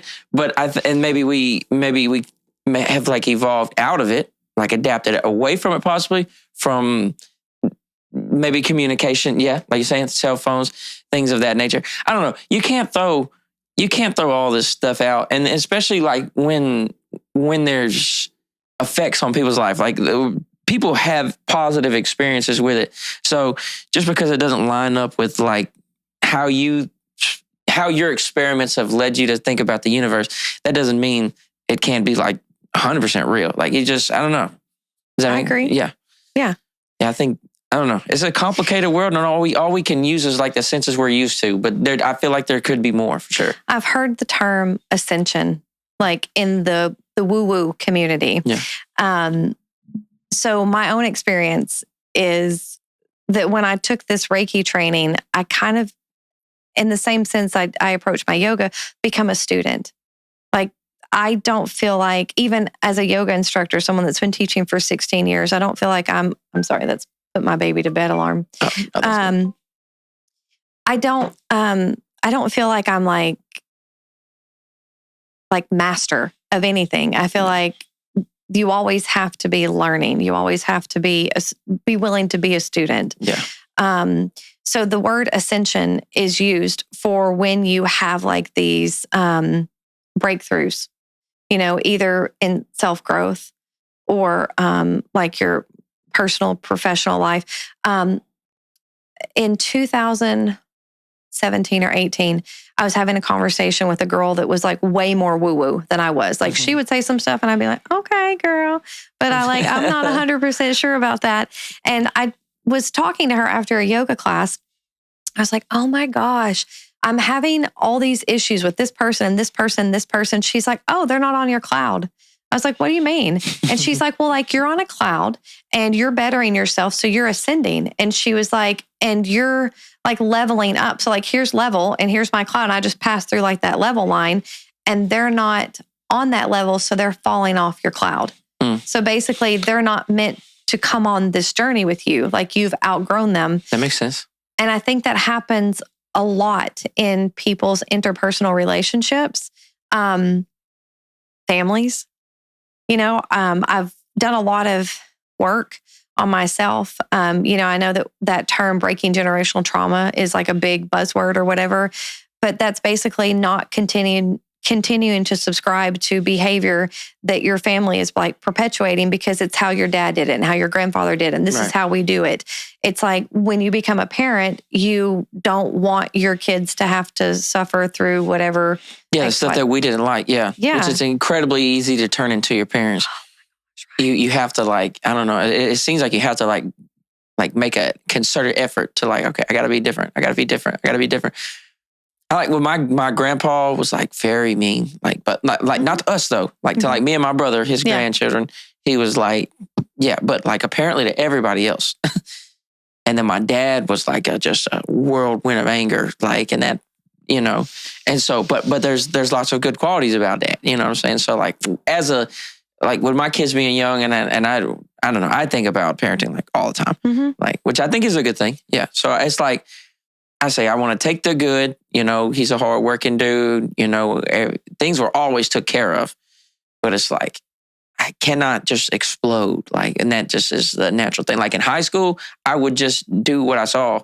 And that was just like, bah. That's what we do though. As kids, we observe and we learn things from our parents. And unfortunately, our parents teach us things and we as parents are teaching our kids things that we don't mean to teach them. Yes, we want to teach them table manners. We want to teach them to be polite, but then they see us being ourselves and they're learning how to do that as well. Right. So it is, it is, so in a way, like if you're going to go on a diet, you would think about food all the time, right? You would think about what you're eating, what you shouldn't eat. Okay. Every time I try to diet, all I think about is cheeseburgers. God, I love cheeseburgers. I had a cheeseburger today.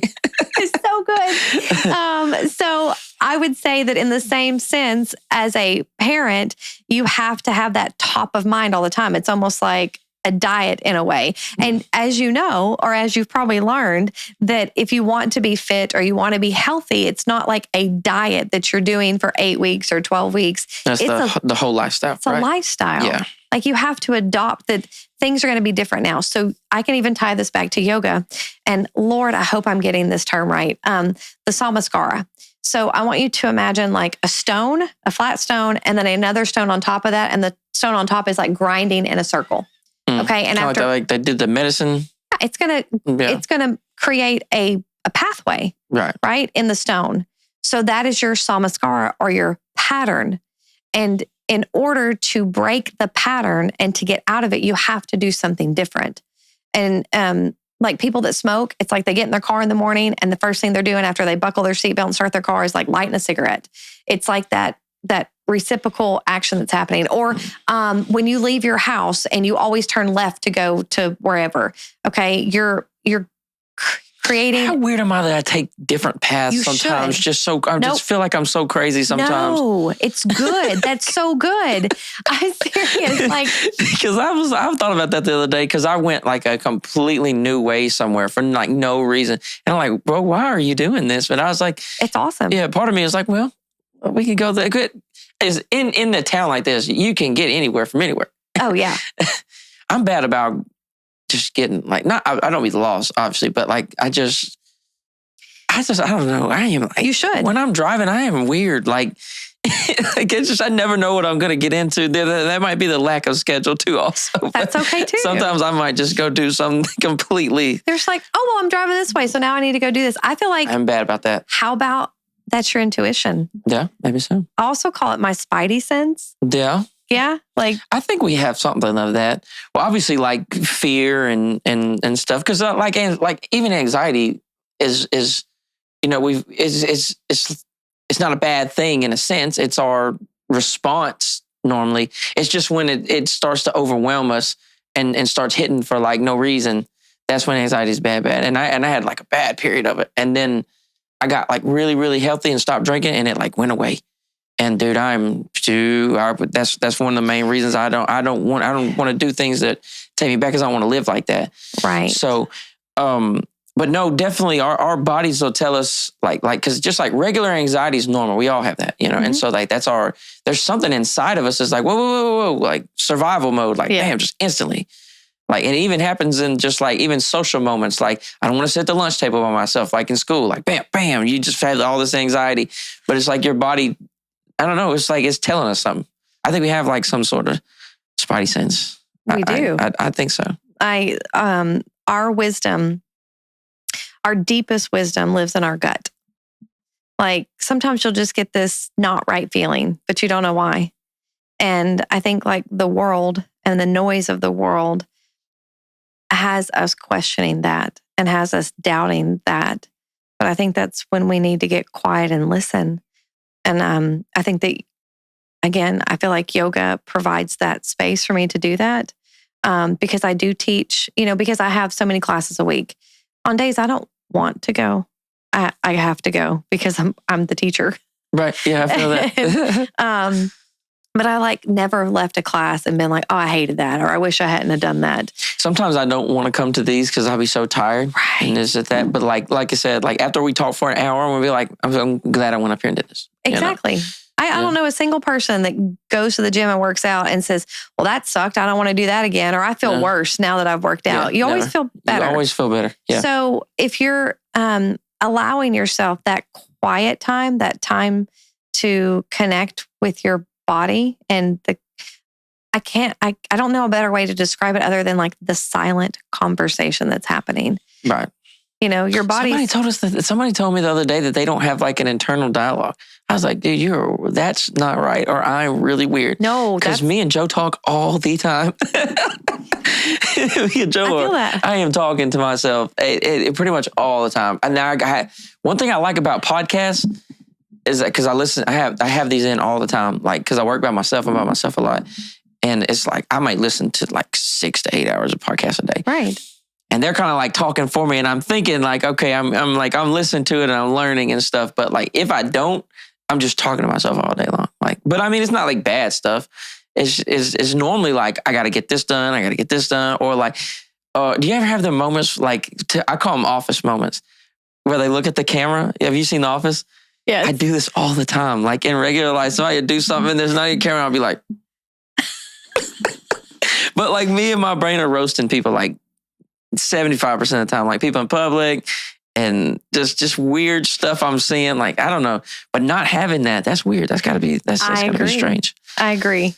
That made me think that this person has low self-esteem, or like they're blocking it out or something. Yeah. Like they don't trust their own stuff. Like they've been told that, to listen to something else, like overbearing parent in some way. I could see that.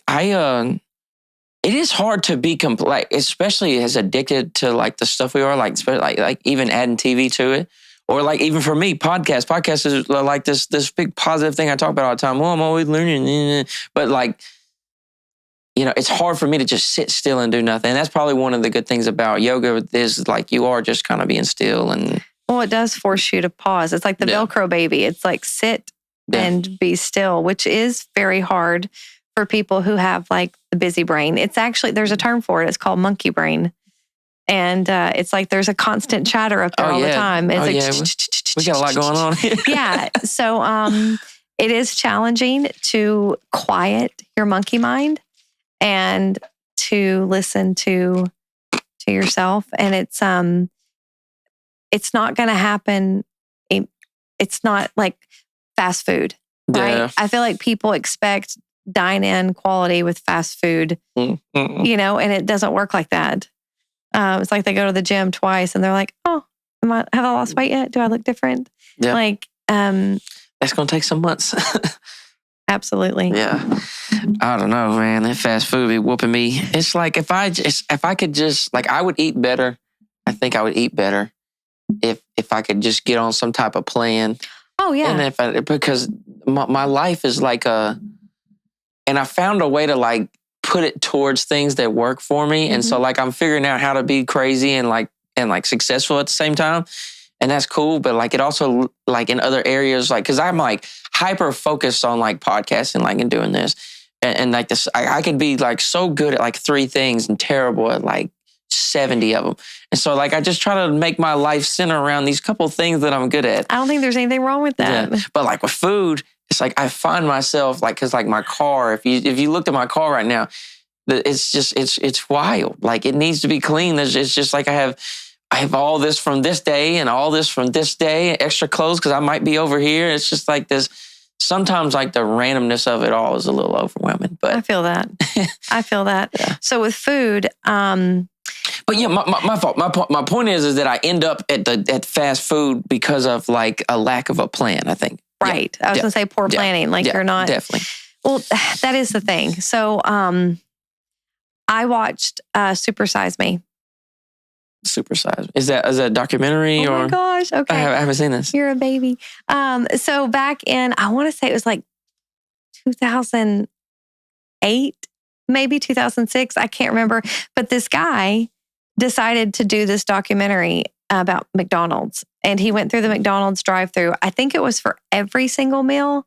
And he did it for 30 days. And if they asked him if he wanted to supersize it, he had to say yes. Oh, no. And he worked with like his doctor and he had all these weigh-ins and these health tests run before he started it.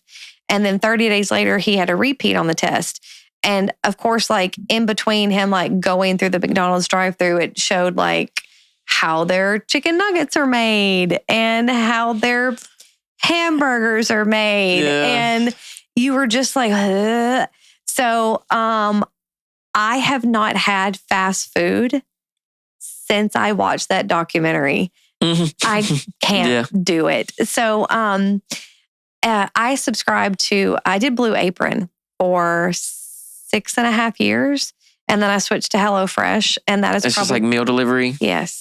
And it just takes all, like my husband is cooking dinner for me while I'm here. It comes with a recipe card. Everything that you need is in the box. The only thing that it doesn't provide is like salt, pepper, and like olive oil or butter or whatever it's telling you to cook with. So it's the reason, little side note here, the reason that I enjoy HelloFresh as opposed to Blue Apron is HelloFresh, you do your 3 basic meals. I think it's around $65, but you can add like a 4th meal for $11 and a 5th meal for like $8 and a 6th meal for like... This is a week? Yes. Yeah. And so what I noticed, I'm vegetarian. So what I noticed is it's controlling our spending. And when I was only doing 3 meals a week, then we were eating out this many times. I mean, ordering a freaking pizza from Domino's was like $35. And if you have it delivered, it's like $38 or $39. I'm like, $40 for... I DoorDash Wingstop at midnight 2 nights ago. Right. For like $27. And you're just like, oh, why? Okay, right. I ate it and I felt so bad. Yeah, so good, but so bad. So but I'd stayed up late doing this. And it's like, when I leave here, I'll be faced with all kind of crazy decisions. Oh, yeah. Because I'm so tired and I'll be like, okay, well, and I'll rationalize it. Oh, I will rationalize bad decisions. Oh, God, I do that. I'll leave here and I'll be like, man, I'm chasing these goals. I'm doing my purpose. I'm like, man, this is just a part of it. You're hungry and tired and it's late. You go get some bullshit to eat. Like it's like, that's me rationalizing, making a bad decision. If I work out Monday, Wednesday, and Friday, power yoga, and I make it to all of my classes, and then I teach 9 scheduled classes a week. If that's I do, crazy. It is crazy. Yeah, on top of look, all the things. So if I get to Friday, sometimes I'll be like, I'm going to have a donut. Except I don't have 1 donut. I have like 3 donuts and I will eat it in the freaking parking lot leaving Dandy Donuts. It's so good. But then 15 minutes later, I'm like regretting it. Yeah. You don't do very much sugar, I'm assuming? I try not to. Yeah. Sugar is like the number 1 thing that activates your cancer cells. Yeah. I know. I really try, and I don't drink. I quit drinking 4 years ago. I'm Catholic. I gave it up for Lent, and then I just never went back. It was almost like, well, how long can I go without having a beer? Yeah. And apparently it's like 5 years. So I stopped in January 1st, 2023. Mm-hmm. I messed up a few times, but for the most part, yeah. Right. Yeah. So it wasn't like because I was an alcoholic or I felt like I had I was alcoholic. Yeah. I mean, alcoholism runs in my family, but for me, it was back to the health thing, that people, I loved beer. So, I love beer. Yeah, man, I love a cold beer with a hot Theo pizza. Vaughn talk about cocaine? Mm-mm. That's you should type in Theo Vaughn talks about cocaine. It's so funny. You know the podcaster Theo Vaughn, right? But I'm gonna. You don't know who Theo Vaughn is? I will look it up. Oh my God, you have to go look up Theo Vaughn. Might be the funniest guy on the whole planet. Okay. But anyways, he used to be addicted to cocaine. Okay. And he'd be like, "Oh, I wish I was a fucking fly on the wall." It's so funny that you'll probably see that clip if you look up Theo Vaughn on cocaine. I want to look it up. He had Trump on his podcast, and in front of Donald Trump, he said, it's kind of crazy people can't do cocaine in America no more. Donald Trump, he's just like, it is. Yeah, it is. Say no to drugs, kids. Yeah, it was crazy. But anyways, that's their fun. But that's how I feel about beer. Like if I just go, I drink a damn beer right now. It is. I love it. I love the taste. A lot of people are like, have you had Peroni? It's an Italian. See, I don't like. What? So okay, so it's an Italian beer. Okay. I like fancy beer, bougie beers. Yeah, yeah. There's I might not be saying it right, but Tsingtao, and it's at Fuji Kim's. It's it's so good. Like I don't know. I've graduated. I used to drink really dark beers, and then I went medium, and then I went light, and then I just quit. So when I feel like I'm drinking a fancy beer, it's like a Shinerbach or like a Ziegenbach or something. I mean, it is right with an orange or something. Yeah, but if I drink 16 Miller Lights, we're getting in there. We're making it happen. That's the problem. I'm a chain drinker, but I found okay, so I mean, there's scientific reasons behind it, but I was the most zen on alcohol ever. That was my flow state. The problem with that is that your body is getting adjusted to that, and that's your relief. Right. And then so what you do when you're an alcoholic is you raise your cortisol levels or whatever when you're not drinking. Yeah. And so once you get addicted to alcohol, once you drink every day or habitually enough to where your body is needing it and that whole deal, you convince yourself that's the point I'm going to chill. That's the point I'm going to get the feeling from. Yes. Your stress levels raise in all the other time you're not drinking. Mm-hmm. And so the whole day at work, you're spazzing all day at work because you can't wait to crack the beer open when you get home. And that's just because you're training your brain, at this time when I get home. It's your pattern. Yep, that's my pattern. And so, but you feel so good. Dude, for me, drinking a couple beer, and I don't get right. fucked up. I don't get belligerent, wild, crazy. I never did. Even drinking daily, it was always get to this certain spot. And then I just drink enough to maintain it. Mm-hmm. Because I don't like to be out of control. That's why I don't do well with weed neither. Because I'll smoke weed and be like, why can't I control myself right now? And that's the whole point. Right. Now people telling me because this big push for ayahuasca, DMT, and all these stuff. And I think mushrooms and all that shit. And it's I got Colton Foltz on here telling me, he came on here and was talking about ayahuasca. The guy from Cake House, Brendan Stovall, was telling me about DMT and some LSD and stuff like that. And so I'm super interested. For me, I was tell me what you learned and I would just learn from that because I feel I would freak the hell out. I think when you're doing those hallucinogenic plant medicines, right, you have to treat it like it's medicine. Right. And that they are teachers. And if you disrespect the medicine, then your lesson is going to be... Yeah, I don't want a bad lesson. Yeah. So I actually tried mushrooms. Oh, how was that? I'm very cerebral. I'm very in how I approach things. So I decided I wanted to do it. And this was for my 41st birthday. And this was after the Reike training and not immediately after it, but I just was curious. So I watched a couple of documentaries. One of them's on Netflix. I can't remember what it's called. I watched Fantastic Fungi, which I highly recommend if you've never seen it. It's super interesting. Paul Stamets, I believe, is Oh, he was on Rogan? yeah, he's like the godfather of. Yeah, I've listened to this guy talk like 6 hours about mushrooms on like 2 different episodes. Oh, I know a ton about it. I just don't want to do it. Okay, fair enough. So, again, back to the whole challenging yourself and doing things that scare you. Like I'm the same way. Like I really wanted to try this. And so I educated myself as much as I could before trying it. And I decided the dosage, I like looked into like, how much do you do? Did you microdose or did you like balls to the wall? No, no, also very middle of the road. Yeah. So it's like 1 to 3 is supposed to be like a light-ish trip, right? You might, I don't know if you're going to see like dancing elephants or whatever, but I think it's going to see the molecules, man. Right. Okay. And then there's like 4 to 6 range, which is getting up there. And then like 7 is supposed to be the hero's dose. Right. I'm not a hero. Yeah. I'm an anti-hero, Biz. Not a hero. I love that you know that. So I decided through my research, I mean, I had like talked to people that had done mushrooms. I had a counselor person that I knew, LPC, that had taken a psychedelic training, like how to use psychedelics and in therapeutic settings. And I decided, okay, I'm going to do this. And so I can tell you that it was the most spiritual experience I've ever had. It was incredible. Was it positive the whole time? Yes. Yeah. Okay. No, but there's a caveat. Okay. Yeah. I treated it like medicine. So I cleaned up, not that I don't already have a clean diet, but like I have donuts and I'll have like bread is not super great for you, but like pizza or whatever. So I ate very, very clean, like 5 days preceding like the day. I also planned for it, and I planned not only for that day, but for the next day as well, to not really have any responsibilities, to kind of have some protected space and some reflection time. And then the day came that I did it, and you're not really hungry on mushrooms, so you don't really want to eat.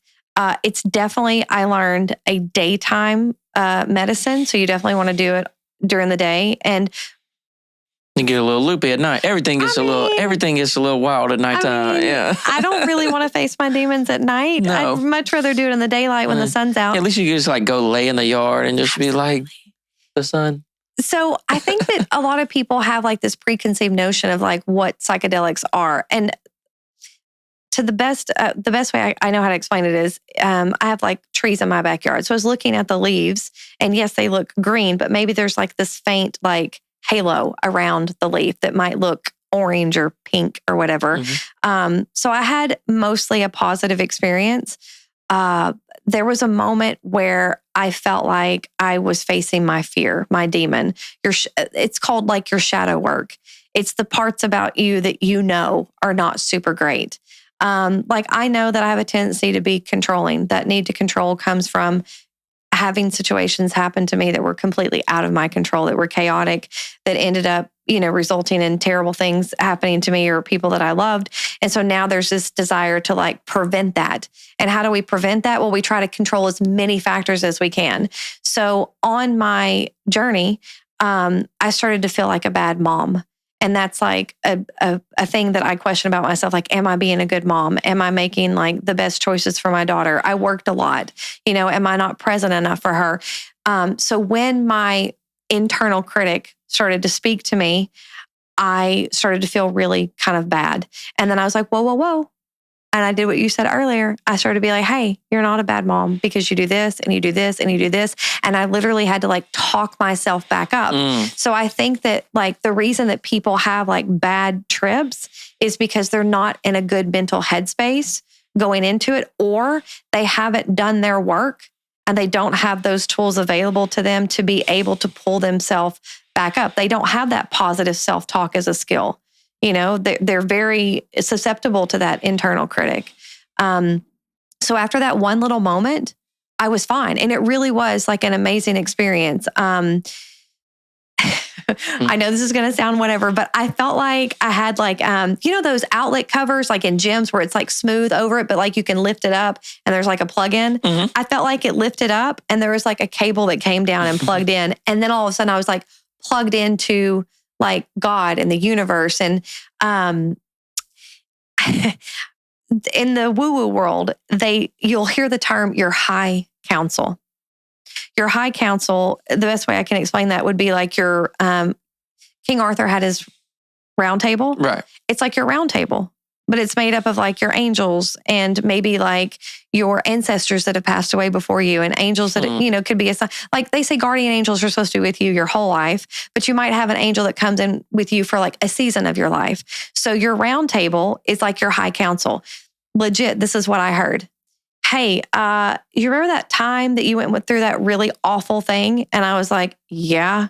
I'm like, so what'd you learn?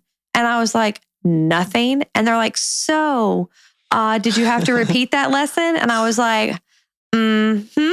And they're like, did you learn something the second time? And I was like, yes. And they were like, what? And I was like, yes, thank you. And they were like, so the tool that you got in your toolbox from that, were you able to use it when that other thing happened? And I'm like, yes. So when people say that like mushrooms are a trip, it felt like I went on this like mind journey where I like had all these thoughts and then I would come back to like a baseline and I'd be like, oh, well, that didn't last very long. Like, I guess it's over. And then I would feel like normal. And then all of a sudden I'd be like, oh, it's starting again. Okay. And then it would like cycle again. Through, yeah. And then so for like 6 hours, you're experiencing like these different thought patterns and these different like reflections from your past, or at least that was my experience with it. So at the end of the journey, what I got from that, like my take was use your tools, do your work, your work, use your tools. And what I realized in my life is that in my effort to help people and to be of assistance, I had been trying to give them my tools. Oh, this is your problem? Oh, I've dealt with that. And this is what you should do to fix that. Yeah. Like if you're playing a game, like, and you're on like a whatever game, okay, and you're on a journey and you're collecting things that you need for that level or to beat the boss at the end or whatever, that's yours. You can't usually give what you've collected to another player. You teach them how to use their tools. Yeah. That makes sense. So some tools would be like self-care, yoga, exercise, eating clean, listening to music to change your mood. If you're having a shit day, like what's your playlist that you can put on? For me, it's like basically the Guardians of the Galaxy soundtrack. Like anything, Come and Get Your Love, like happy songs. Yeah. Not ironically, but interestingly, a lot of the songs from the 70s had 432 hertz in the background, and they've taken that out of music. Well, that was closer to like the hippie era, I guess. They were definitely experimenting with things. Rogan talks about it all the time, talking about how music got shittier after they banned psychedelics and stuff, and then they started doing like cocaine and these other harder drugs, and that it affected he says it even affected like cars. He was like, think about how cool cars were in like to like 69. And then they banned all the psychedelics and made drugs a lot. You know what I'm saying? And then the cars got ugly and the music got shitty. Right. Which is an interesting take on it. But yeah, I can see that. Yeah, I think when handled responsibly, when you prepare for something like that and you approach it like medicine, it's not, for me, in my opinion, is that it's not a party drug. It's not something to like. Yeah, I could see. If you're just, if you treat it with respect, you more than likely are going to have a better experience. If you're just like at a party and you're popping mushrooms, it might get wild. You don't really want to be around other people. Yeah. Because then you could tap into like your paranoia. Yeah. And that's not good, right? Again, that's a recipe for potentially a bad trip. So I've actually like shamaned other people's journeys. Yeah. Like trips it. So so the next day after mushrooms, you're kind of reserved, quiet. Like you don't really want the TV on. You don't really want to like people. Yeah. Yeah. You don't really want to. You're kind of like journal, reflecting, like doing all that type of stuff, because you're doing that deep dive into yourself. I really enjoyed it. Now I've known people that have done like 7 grams and they were the hero's journey, and they were like, yeah, no. Never again. Yeah, never again. See, my opinion is just like, okay, I just learned, if I just talk to enough people that do it, I'll learn their lessons, and that can be good enough. So I don't have to risk it off. Yeah. Do your work. Use your tools. Use your tools. I feel like it wasn't as good as how you learned it, but I could still learn something. Right. For sure. I think that the stance on psychedelics is about to change. Obviously, like with microdosing and stuff, a lot of people have got, it's being normalized a lot more. Absolutely. Even do criminalized in some states. Yeah. Which they tied all that up with like marijuana and all that stuff. And they had all these different Class like ulterior 3 motives. Drugs and yeah, like in the, like, I think it was like 69 around 70s. And they had a bunch of different, pharma. Yeah, they had a bunch of like ulterior motives into why like we need to make these bad. And so I think if you approach, like you said, like the way you speak about it, I can tell you have like a respect for it. It isn't just like, let's get high and see what happens. Yeah, like, no, I'm not about that life. Yeah, I think that's when it can, because like I always heard like weed's is not addictive and all this stuff like that. But I see people that like maybe approaching it the wrong way. And so like it is similar to what I needed a beer for. You know what I mean? So I don't know. Everything. I think people get addicted to the way that weed makes them feel, because they can, either their internal critic is quiet. They feel like they can relax in a way that they can't when they're not doing it. Yeah. So then it's a dependency on like the feeling, not so much a dependency on like weed. Right. Yeah. Yeah. I used to see rappers like just destroy themselves with weed. like I'm definitely not anti-weed. I just know I can't fool with it. But I used to watch people get like, and they would people would waste so much money on studio time, just get blazed and then get stuck. And then I'm just sitting here in the space bar where everybody's like stoned out of their mind. And I'm just like the regular guy in here just hitting the button over and over again. Because I'd like put something on my phone. Like I'd be watching a movie. I'd have like one headphone in. Like, because they get so high, they just get stuck on one line. Yeah. Hey, play that back. Or they say, I think I'm going to write a verse. Okay. So just keep playing it over and over again. So I just loop it. And there would be like, in here is just like the normal, regular world happening. There's 3 or 4 dudes in there, and they're stoned out of their minds, and they're like trying to write. It's like a whole different galaxy.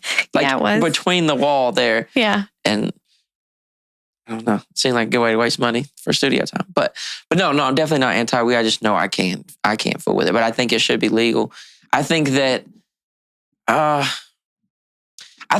it's just like anything. It has to be used like responsibly. Obviously, I don't think you should get like blazed and then like go hit I-30 and shit.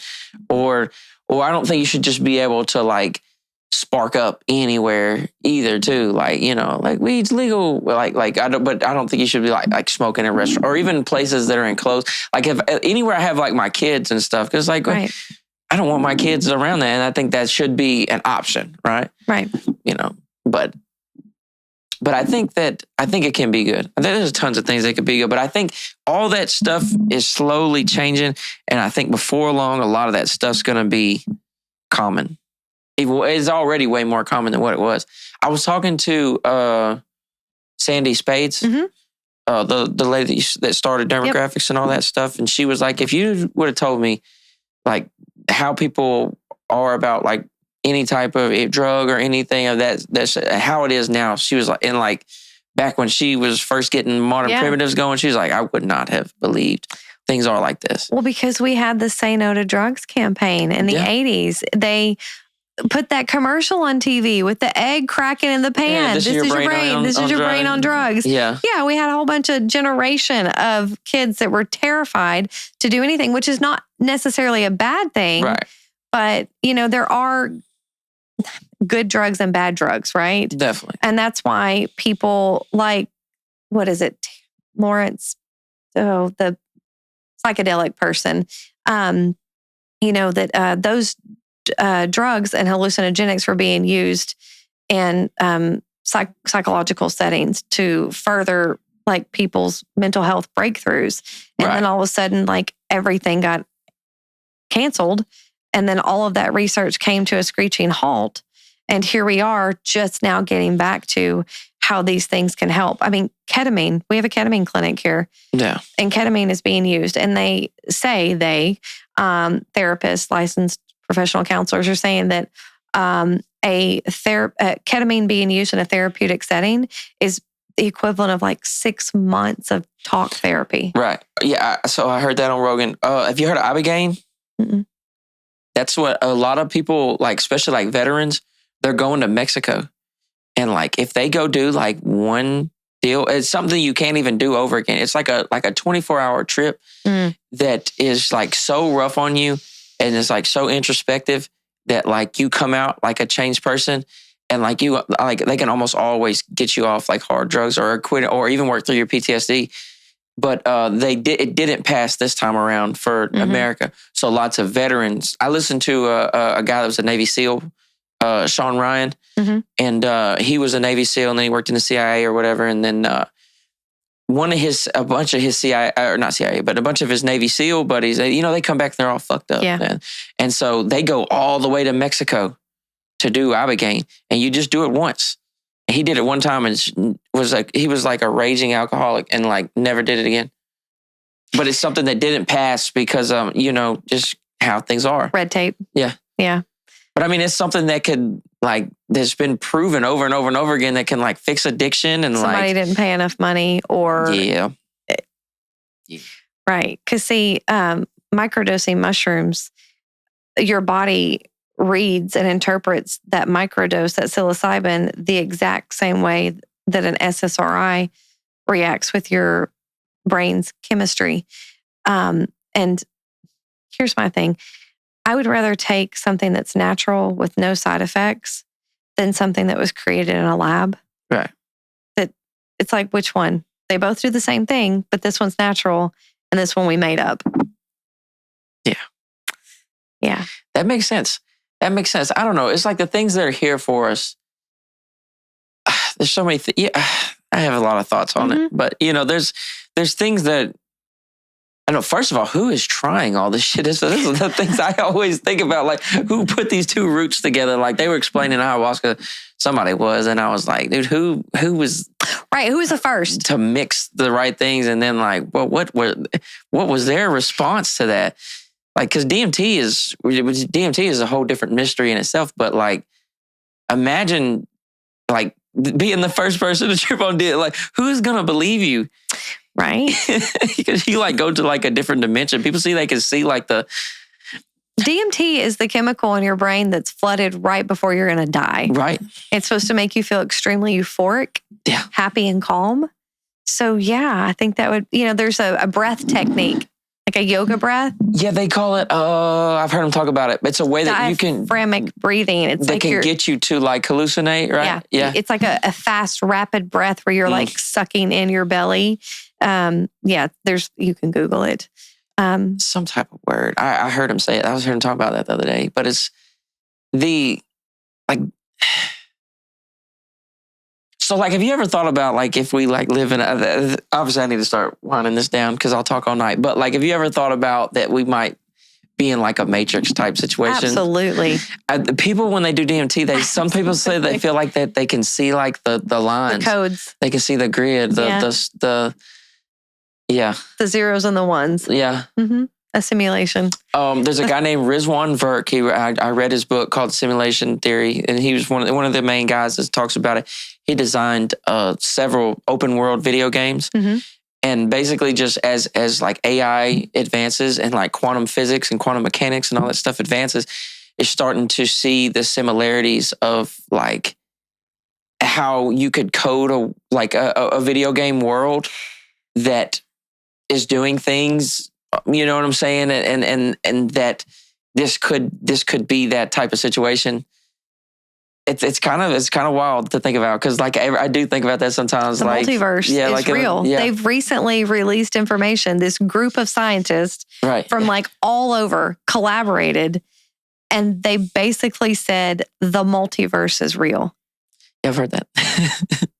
And I think that taps into, and I can tie it back to yoga again, with the thoughts that you tell yourself, the story that you tell yourself, the manifestation. Right. Okay. I'm sure you've heard of, and it was popular, a book called The Secret.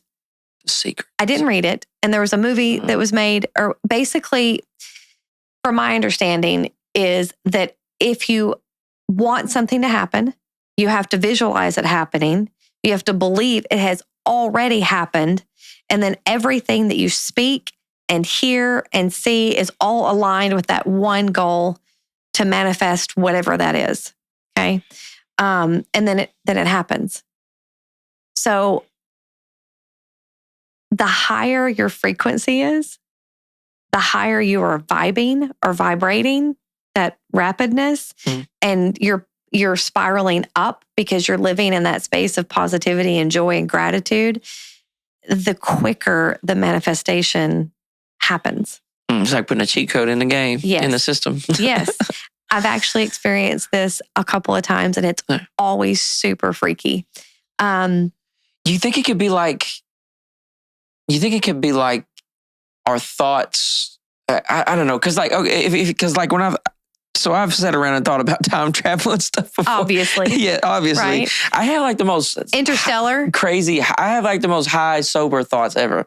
Like I'd just be sober as a judge and just like in complete hippie mode. But just so like at every moment, is there like different, like, because when I think about like the multiverse, like is every single decision we make, is that like a different branch of like a timeline? Some.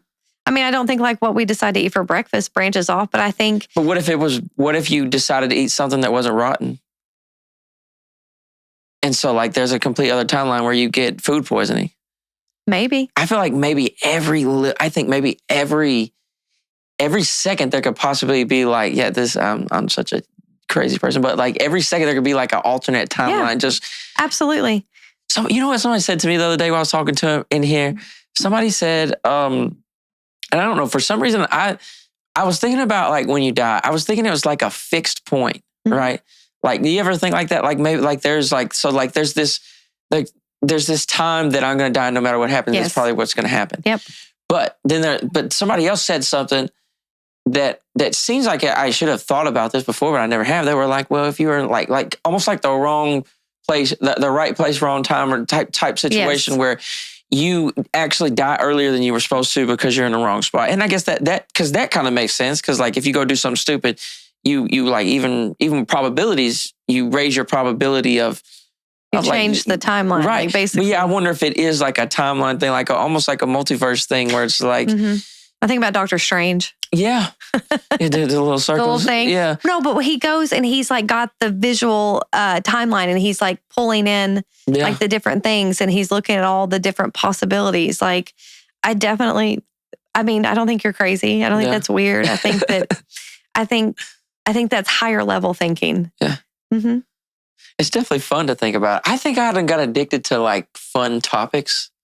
Like I'm really into like ancient civilizations. I done went down that rabbit hole. Yep. There's several of these things like aliens. So have you heard of the Anunnakis? Oh yeah, I can tell you all about the Anunnakis. Okay, and I don't believe that. And but the DUMBs, the deep underground military bases. No, I don't know about that. Okay, so just a little cut in here. Do you remember back in either 2020 or 2021, there was like some explosions that were happening, and they happened like real close together in like a really big space. Like I remember this dude was like recording, and all of a sudden this building behind him exploded. And then like a couple of days later in a different place in the world, like something similar happened again.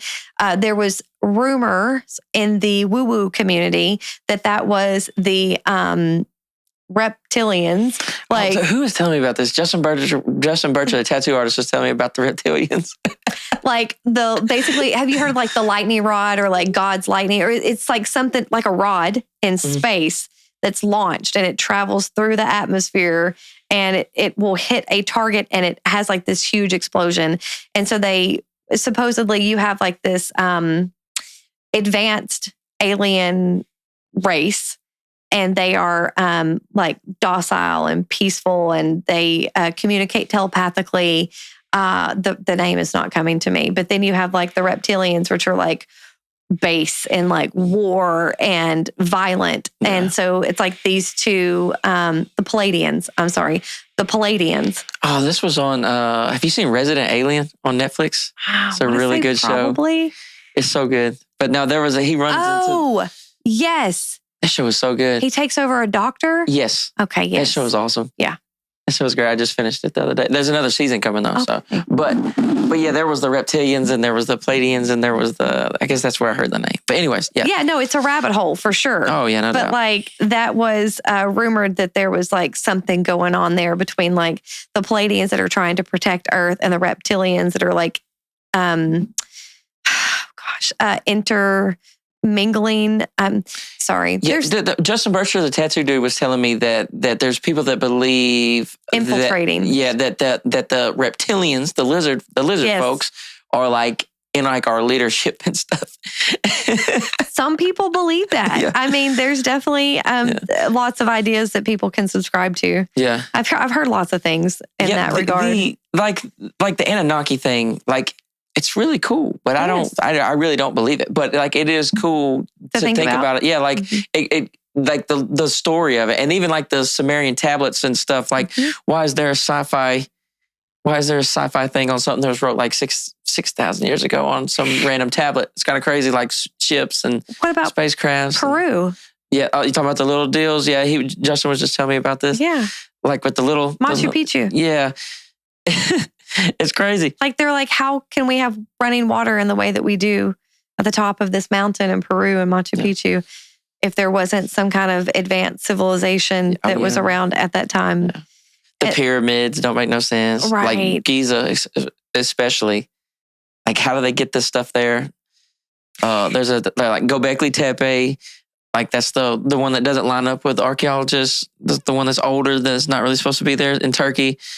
If you ever got into like Graham Hancock, that dude, he had the show on Netflix called Ancient Apocalypse. Oh, yes. Yeah, him. Yes. He's on Rogan all the time. So like I hear, I'm big on Rogan as you can see. Oh yeah, I like Joe Rogan. Because I like when he brings in the wild stuff because. We were watching that before I came, actually, me and my husband. The guy that plays Thanos was on Joe Rogan. Yeah. Josh Brolin. I seen that the other day. I was like, man, Joe Rogan is here with Thanos. This is crazy. Which I think they should have stopped at Thanos because that was like peak Marvel to me. But anyways, that's another story. Right. Thanos was so good. If they just would have finished after like Infinity War, like that would have been great.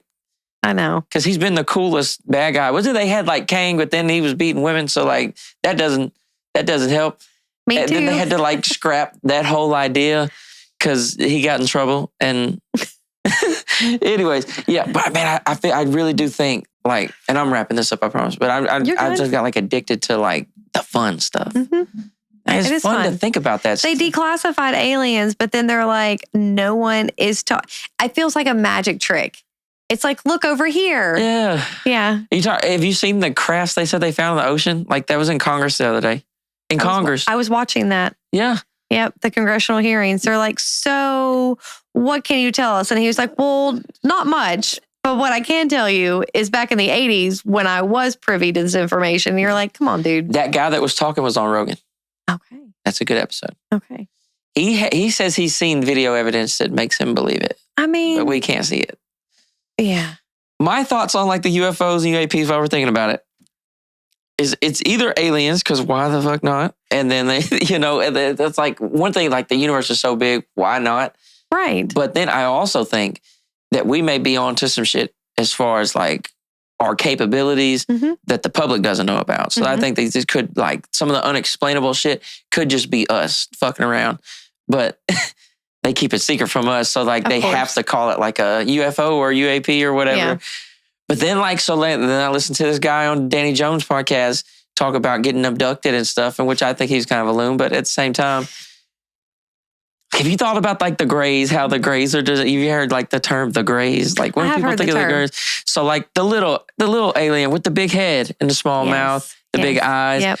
And this guy was describing it as like, this sounds like what a human may evolve into if shit got like way too easy. Okay. Wall-E is what I think about. Right. So if things got done for us you know, and let's say we got smarter and smarter and smarter. Our brain may get bigger. Our head may get bigger. We're always looking at these screens and stuff. Our eyes may get big. We might be eating like nutrients, just nutrients instead of food. We may not be chewing hard things, and like even like our jaws may get smaller because like our jaws have changed because we don't eat like we used to. Right. We're not chewing meat, or we're doing more of a liquid diet or something. Yeah. And so like in the future, maybe they move away and then they get small and frail because why be big and tough when you have a Tesla robot that does your laundry and shit. So like, you know, exactly. But maybe the grays we see are them coming back like from the future, like trying to warn us like, stop fucking the planet up or some crazy shit like that. 100% stop fucking the planet up. Yeah. I mean, think about all the good things that happened when we shut down for COVID. They talked about like sea life and air quality. What we do to the ocean is very sad. Like the global warming thing is complicated to me because there's still like if you look at the people that have studied the climate like for a long time, like global warming bad, yes. Global cooling really fucking bad. Oh yeah. So like Bill Gates has proposed like sending these things out to block the sun. I don't know if you saw that. How about hell no, buddy? How about we don't block the fucking sun out? How about we don't do that? Yeah, because what we don't want it to be is cold. Yeah, no. But obviously there is bad to global warming and how much we are contributing to global warming I really do feel like it is debatable because you can find scientists that are debating about it. So I would say that it is debatable. Not saying that we don't have a carbon footprint. Not saying that we probably aren't. You know, we're obviously doing things to the planet that aren't good. Right. But what I'm saying, like what I've looked into a lot is like the phases of Earth as far as what they've studied is that some of it may be out of our control, whereas it may warm up, it may cool off, and it may just be things that we have absolutely no control over. The scientists are like, hey, we've passed the point of being able to fix this. We've been telling y'all for a while and y'all weren't listening, and now it's just all these other options haven't actually worked. So we're going to go electric. Well, we can't really go electric because we can't support that. It's like if everybody could drive an electric car, would that be better for the deal? Then they say that the batteries for electric cars and blah, blah, this. Lithium and all this other stuff. No, it's not going to work. Windmills aren't sufficient enough. We really need some type of like breakthrough, some type of like hydrogen engine or something. But we hear that there are breakthroughs and the big companies they'll kill you. Yes, that's what I'm saying. Yeah, there was a guy that created a water engine. He's dead now. Right. Right. Yeah, it's like, I don't know. These corporations are probably the biggest stain on Earth. And it's like, as the common person, you can't do much to a corporation. David and Goliath. Yeah, for sure. Yep. Our politics we're just like the fact that we even have, like there's only 2 countries in the world that have commercials for medicine. Really? Yeah, like pharmaceutical commercials. No, other countries don't do that because that's just not that's not the play. Okay, it's interesting that you said that. I don't have TV. Like I have subscription services. Right. But some subscription services, you have to pay more to be able to watch shows without ads. Commercials, correct. Okay. For some reason, it was ridiculous. It was like I was going to have to pay $300 extra just to watch this show without ads. Oh, wow. All of the ads. Pharmaceutical? Yes. Yeah. All of them. We're the only country that does that besides, like, I think New Zealand, maybe. Hey, look, I'm weird. And I told my husband, I'm like, mute it and don't look at it. I don't know. I'm just like, don't watch the commercials and mute it. Well, that's like the thing with like the news and all this stuff. It's like that. From my understanding, a lot of this stuff is paid for by them. So if Fox and CNN and all that stuff is like secretly paid for by the pharmaceutical company, they're not going to get on Fox and CNN and talk bad about the pharmaceutical company. So like they may not even earn money off that, but funding the news keeps you from getting talked about on the news. And so like we never challenge this thing. This whole new movement that's supposed to be happening. I hope it's actually happening. Like to make America healthy again. That would be dope. I mean, that sounds like a good idea. Like this is the first time that like it's been challenged. Like, why do we have so much bad shit in our food? Why is we eating poison? Bioengineered food ingredients. Yeah, it's on all our. I don't buy anything. I check every food label now. Yeah. I make all my baby's food at home from scratch. But even the apple that you buy at the store doesn't have the same nutritional value that an apple did 30 years ago because the quality of the soil that it's grown in has degraded. Yeah. I don't know. I think we were probably, I don't want to say, because you can't just shit on the pharmaceutical companies all the way because we've extended our lifespan some. Right. There is medicine that has saved people, but also, we wouldn't call anything else a fix in life if it was just a Band-Aid, right? So like you get prescribed something and this fixes your problem, but you take it for the rest of your life. Okay, right. That's like your engine leaking oil and you put something on it. You didn't replace the deal. You just have, it's just like you every week or every day you slap a new Band-Aid on an engine and hope it. When I was 28, I went to my doctor after being on like every single antidepressant medication out there. And I said, this one, because what happens is you get on it at a low dose and then you kind of flatline and then they bump up your dose and then you keep doing that till you max out that one. And then you have to wean yourself off and then you get on another one. Plus while you're weaning, horrible side effects, like awful, like headaches and swimminess and, irritability. It's just not good. And then you start that all over on a new medication. So I think when I was 16 or 17, I started taking antidepressants for the first time. When I was 28, I went to my doctor and I said, I'm just curious, like how long I have to keep taking this for. And she's like, oh, well, how long have you been taking it? And I was like, about 10 years. She's like, oh, well, probably for the rest of your life. And I literally looked at her and I said, no. Yeah, no. And then I did my own research on how to wean myself off of that medication because you're never supposed to stop. Yeah, cold turkey. Cold turkey. You have SSRIs to half your dose and every other day and blah, blah, blah. And it takes like 14 or 21 days for it to get out of your system. That's when I hardcore started exercising because I had to do something to produce the oxytocin, serotonin, and dopamine in my brain, the happy drugs, because that SSRI, wasn't up there regulating. And I think our bodies become dependent and then they just like flatline. It doesn't work anymore. So yes to what you're saying. And I just was like, no, I don't subscribe to that anymore. No, this isn't for me. No. I think I 100%. I was having panic attacks, what I was telling you earlier. And this was like, oh man, it was bad. This is when I stopped the studio. It was ginning. It was working. It was perfect. Mm-hmm. And I had a building. I had moved out of this building. I had like this nice building and all this stuff. But there was a lot of extra stress that came with that. Right. And the drinking that wasn't helping. And anyways, so I go to a doctor. I have a panic attack in the doctor's office because I'm like, they put me in like the smallest room they had. And I'm like, dude, get me out of this fucking room. And part of me was worried. I thought he was going to think I was like on drugs because I was like tweaking, but I wasn't. I was just, and so it wasn't always that bad, but in that moment it was heightened because I was talking to a doctor. So he's seeing me like completely freak out, not freak out, but I was telling him like, yo, I'm not having a good time right now. And I'm just letting you know that all my symptoms are presenting right now. So he was ready to put me on clonazepam. And I said, well, so my mom has a history with like, this is how I lost my mom. So like, yeah. So she had a heart attack. And then after that, she was just kind of like different. And then both her parents died. And then they put her on medicine. And then like they just started upping the dose. And like after it was like a year or two later, like they had all these diagnoses for her and they had all these labels and shit slapped on her. And it was like, she was this and this and this and this. And I was like, well, she wasn't before.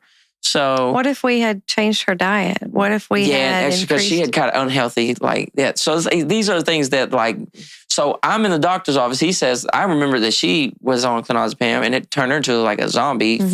So I told him, I was like, in the middle of a panic attack, I was like, no, I ain't gonna do that.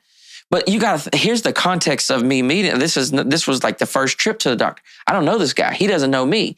He's ready to give me something that's going to completely change my mental state after 15 minutes of talking to me because I'm having a bad day. Right. And I was having a bad time. And this was like a month period. And I was thinking, and I got desperate enough to go to the doctor. I don't go to the doctor. Right. Doctor. Like most days, I'm not going to the doctor, like unless I got to break something. But 15 minutes of talking to me, he's ready to do this and put me on like antidepressant. And so I get the prescription filled. I said no to the other deal. I took it the next day, and I know for a fact that it did not do anything, right? Because it takes time to start. But there was this feeling inside of me. And I read the bottle. The bottle was like, do not, if you drink alcohol, do not stop drinking alcohol. And I'm like a raging alcoholic at this point. And I'm like, dude, it was just like a light moment. Like in my head, I was like, I think I should stop drinking and see what happens. And so if I was like, maybe I'll stop drinking and get healthy. And if things are still this fucked up, then we'll try this medicine. So I stopped drinking. I get back into like basketball specifically and running. I threw that shit in the trash. Yep. I threw I took it one time. And I know it didn't do nothing because they say it takes several times for it to even do nothing. It was just like, it was this feeling inside of me. But the context gets me that this man knew me for 15 minutes and was ready to give me something that would change my life. And maybe it'd be something I would take for 10 years. Or maybe I would take for the rest of my life. Right. That's scary to me. It is. And I think a lot of people may not have that moment, because we might just be looking for because in that moment, I was desperate. I was looking for a solution. And luckily, I found the right solution. But if I would have picked the wrong solution, I would potentially still be dealing with it. You'd be living on a different multiverse experience. Yeah, that was definitely one of the moments where the timeline branched off, I think. Absolutely. Yeah. Because there's a Joe out there that took it. Yeah. I think that, and I am hopeful. I am hopeful with this new wave maybe that's coming of and I don't even want to tie it to the politics side of it, because I don't think getting healthy should be a political thing. That's still wild to me that this is a political movement. But anyways, that's stupid. We should all try to get healthy, because this is it's just why would you want your car to run bad? That doesn't make sense. You can turn yourself into a supercar if you just do things nice to your car. It's just like your real car. Food is medicine. Definitely. I agree. Yeah. I'm hopeful. That's how I like to end the conversation. For sure. I'm hopeful. I think that maybe we can get some of these, I don't know. We have a problem of getting our food to our table in a way that's there's just so many bad aspects of it. So maybe we can, but our system is almost set up around it, that it's going to be a radical change if it does happen. I don't know. I don't even know if he can do it at this point. It's almost like the climate or some of these other things. What do you do at this point? So maybe I'm not hopeful. No, I'm hopeful. Anyways. You're hopeful. I am hopeful.